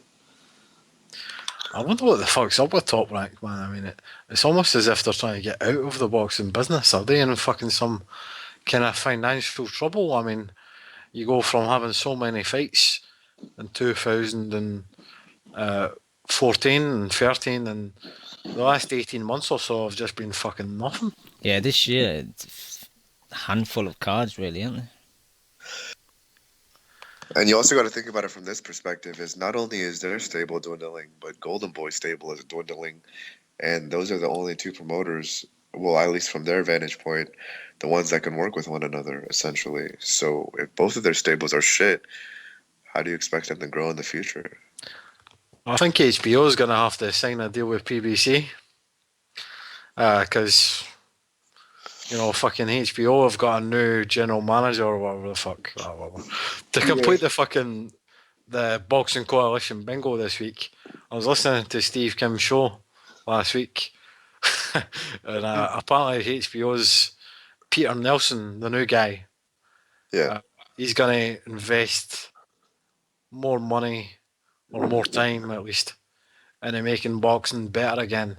First thing you need to do is get Al Heyman on board. Yeah, because fucking, at least then you could get some different names on HBO. I'm fucking bored with the same guys all the time. Yeah. Yeah, but if Al Heyman isn't willing to put his fighters against one another, do you think he'd be willing to pit them against other promotions? I think against certain fighters, yeah. Yeah. Against a guy like Manny Pacquiao, yeah. Fuck it. Okay, but Manny's probably going to retire mid 2016, so I don't really see it happening, man. Like, I don't see Tim Bradley fighting a Thurman or a Porter. I mean, look how long it's taking for them to fucking fight on their end. That's a good point. That Porter Thurman fight is dragging out. Whether it's Thurman, just. Foreman's really fucking disappointed me with this, man. What a fucking. He's shit the bed. What the fuck is going on with him? I mean, I was on the hype train for Foreman, but it just seems to me that Porter's punked him. Yep. And I mean, it's only fucking Sean Porter. Keith Foreman's got that victory. I know. I mean, you're talking about a kid who can't even speak without his dad's permission. That fucking. Can you imagine the press conference? Sean's like, "Dad, can I say this to him?" "No, Sean." Shut up. Ken Porter phones the boxing voice so much, it's almost as if he's inspired by Ringside Robbie. You know, and that's the team you're terrified of, Foreman. Team Porter. You know, you're not going to fucking get out intimidated by them, are you? You know what I mean? Fucking Porter's not going to fucking cause you any problems at all, man. He's just a face-forward brawler. Foreman would eat him up. But he's terrified. This fight's been. I mean, when is the last time Keith Thurman fought? When was his last fight? Tico in the chat saying it's money. Do you think it is that? He just wants to negotiate a good salary, good purse? I don't know what it is, man. It's just fucking ego. And I think maybe Furman's kind of disappointed that he's not had a fucking bigger fight up until now. I think maybe he's trying to get out of PBC. There's been a lot of rumours about that. Maybe. Just looking, his last fight was Collazo in July. That logic makes absolutely no fucking sense, right? Because if he wants to leave PVC because he hasn't gotten a big fight yet, the very first moment he's presented the opportunity for a big fight, he doesn't take it. I don't think I think Porter is kind of like, it's not a big fight. You know what I mean? It would be his biggest fight to date. Exactly, it's his biggest. But it's not. Yeah, but we're talking about a guy he built his entire kind of off stage presence by touting himself as a guy who's not afraid of anyone, and by the guy who wants to fight the best, not the biggest names, but the best. And Sean Porter is the best that he could fight right now. So for him to dodge this fight is just complete horseshit. I think fucking what PVC was trying to do to him was quite snidey. They were trying to get him to fight Errol Spence. They're trying to get him to fight Ken Porter. I think the biggest stars in that division is like Amir Khan, Floyd Mayweather, Manny Pacquiao. Like, say what you want about Amir Khan, he's a bigger star internationally. You know what? You said it internationally, but how are they even going to tap into the international market if he fights Amir Khan in the States? Amir Khan pulls shit revenue when he fights in the States. I mean, he fought in the fucking Barclays, for crying out loud. He fought in the B-Side's backyard in his last fight. His fight against Devin Alexander, that shit didn't sell out. That shit was pretty fucking empty. I mean, and that's the thing again, Drew. Like, you're talking about these big fights, but again, Keith Thurman has always been that guy who said, I don't give a fuck, who I fight. I just want to fight the best. Like, he's the one who said that. He's the one who said, I don't care about the money. I care about the legacy. And yet he's just proven to be a guy who doesn't want the best fight, at least for the current situation. I think Porter's the best fight.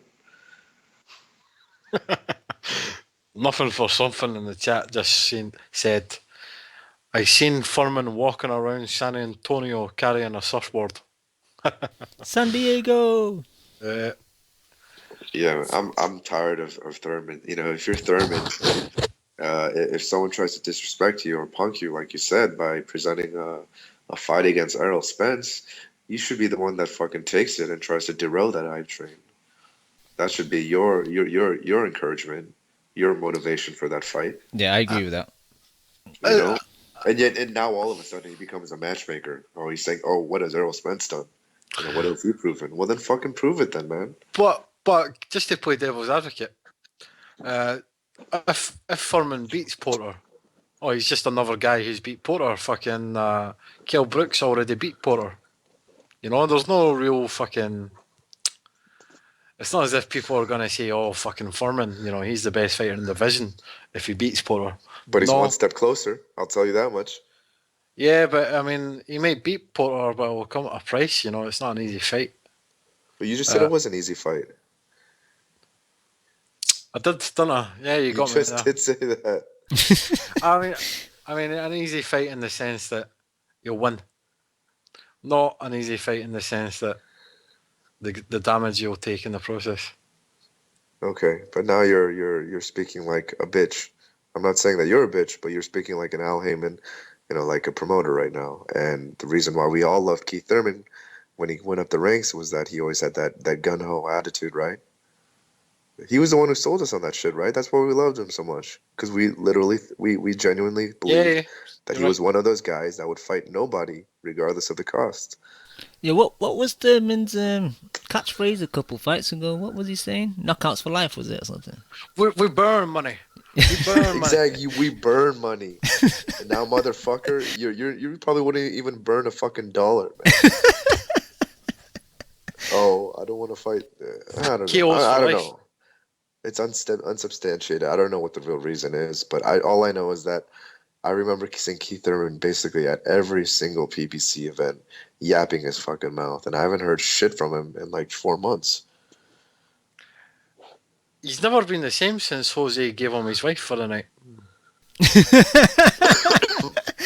Hey, come on now. Oh shit. I don't know what to say. No comment. But yeah, fucking Keith Thurman, how the star has fallen. I mean, this was my favourite fighter. Yeah, even especially his production in the ring. Against Collazo, he was pretty poor. Against Zavik, was it Zavik? The Bundu, right? Yeah, Bundu. But that was a shit performance. Against Guerrero, I mean, fuck it. You couldn't get him out of there. How?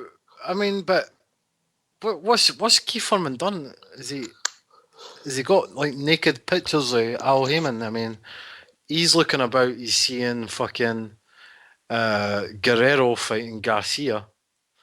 Garcia just moved into the welterweight division and fucking he's got a fight against Guerrero already. You know, it fucking took Thurman the best part of fucking his whole career to get a fight like that. And then fucking Verona is right back in the fucking title scene. It just seems like the rest of the PBC fighters are getting better treatment than Keith Thurman. I don't know if he's been offered this Porter fight. That's similar fight to, you know, Guerrero Garcia to me. So if he's not taking it, that's on Guerrero. And like you were saying, you were high on him too. Like me and Ari were high on him. I was on the bandwagon. Ari was riding the train. You know, it was like. But this year, you know, I expected him to fight again at least once this year after the July fight against Collazo, and he hasn't, and he's been really quiet as well. Up until that point, he was very vocal. He was in interviews. He was calling out people. Something has happened. Obviously, maybe we'll find out early next year what the exact issue is. Yeah, I'm just trying to keep talking about this conversation until the listeners keep dropping. We're at 38 listeners right now. Until we're like about 15, then we just hang up. We'll see who can survive. I guarantee you fucking Shams 1000 will be there. Yeah, nothing for something will be there. Yeah, he'll be there. Tickle will be there. No, I think it's an interesting topic though. I've always been interested in kind of exposing these guys on the PBC stable. It seems like more than other promotional companies, especially Thurman. Again, like you mentioned, I think like 95% of the boxing community was high on Thurman. You know, when he was sparking people the fuck out, man. Yep. Tico in the chat. Oh, this is quality. It'll be like the sauna, the Tyson Fury Klitschko sauna. Who's gonna leave first? But yeah, Dan, just we're down to 35. Just to kind of fucking. Yeah, except unlike the sauna situation, there really isn't much, to brag about to being the last one on a boxing chat, right? You're not gonna really tell that to your girlfriend or something like that. No. Well, I might. But anyway, Keith Thurman. Yep, I've got nothing to say. He's fucking Kell Brook. He's another one. Kell Brook is another one who's fought one guy. And when's he next fighting? Well, he did fight twice this year, but another one that fight? he fought opposition. Yeah, he thought Gavin in the summer, and I think he fought Jojo Dan in March, and he's not fought since. But you know, I'm a Khan fan. I need to shit on him, and he's only fought once this year. Poor performance, and not fought again. So these welterweights, man, it's the strongest division, but it's fucking something in the water. Exactly, it's terrible, man. Man, how quickly times change. That fucking division in 2013 was like red hot. Now it's like it's one of the worst divisions in boxing, man.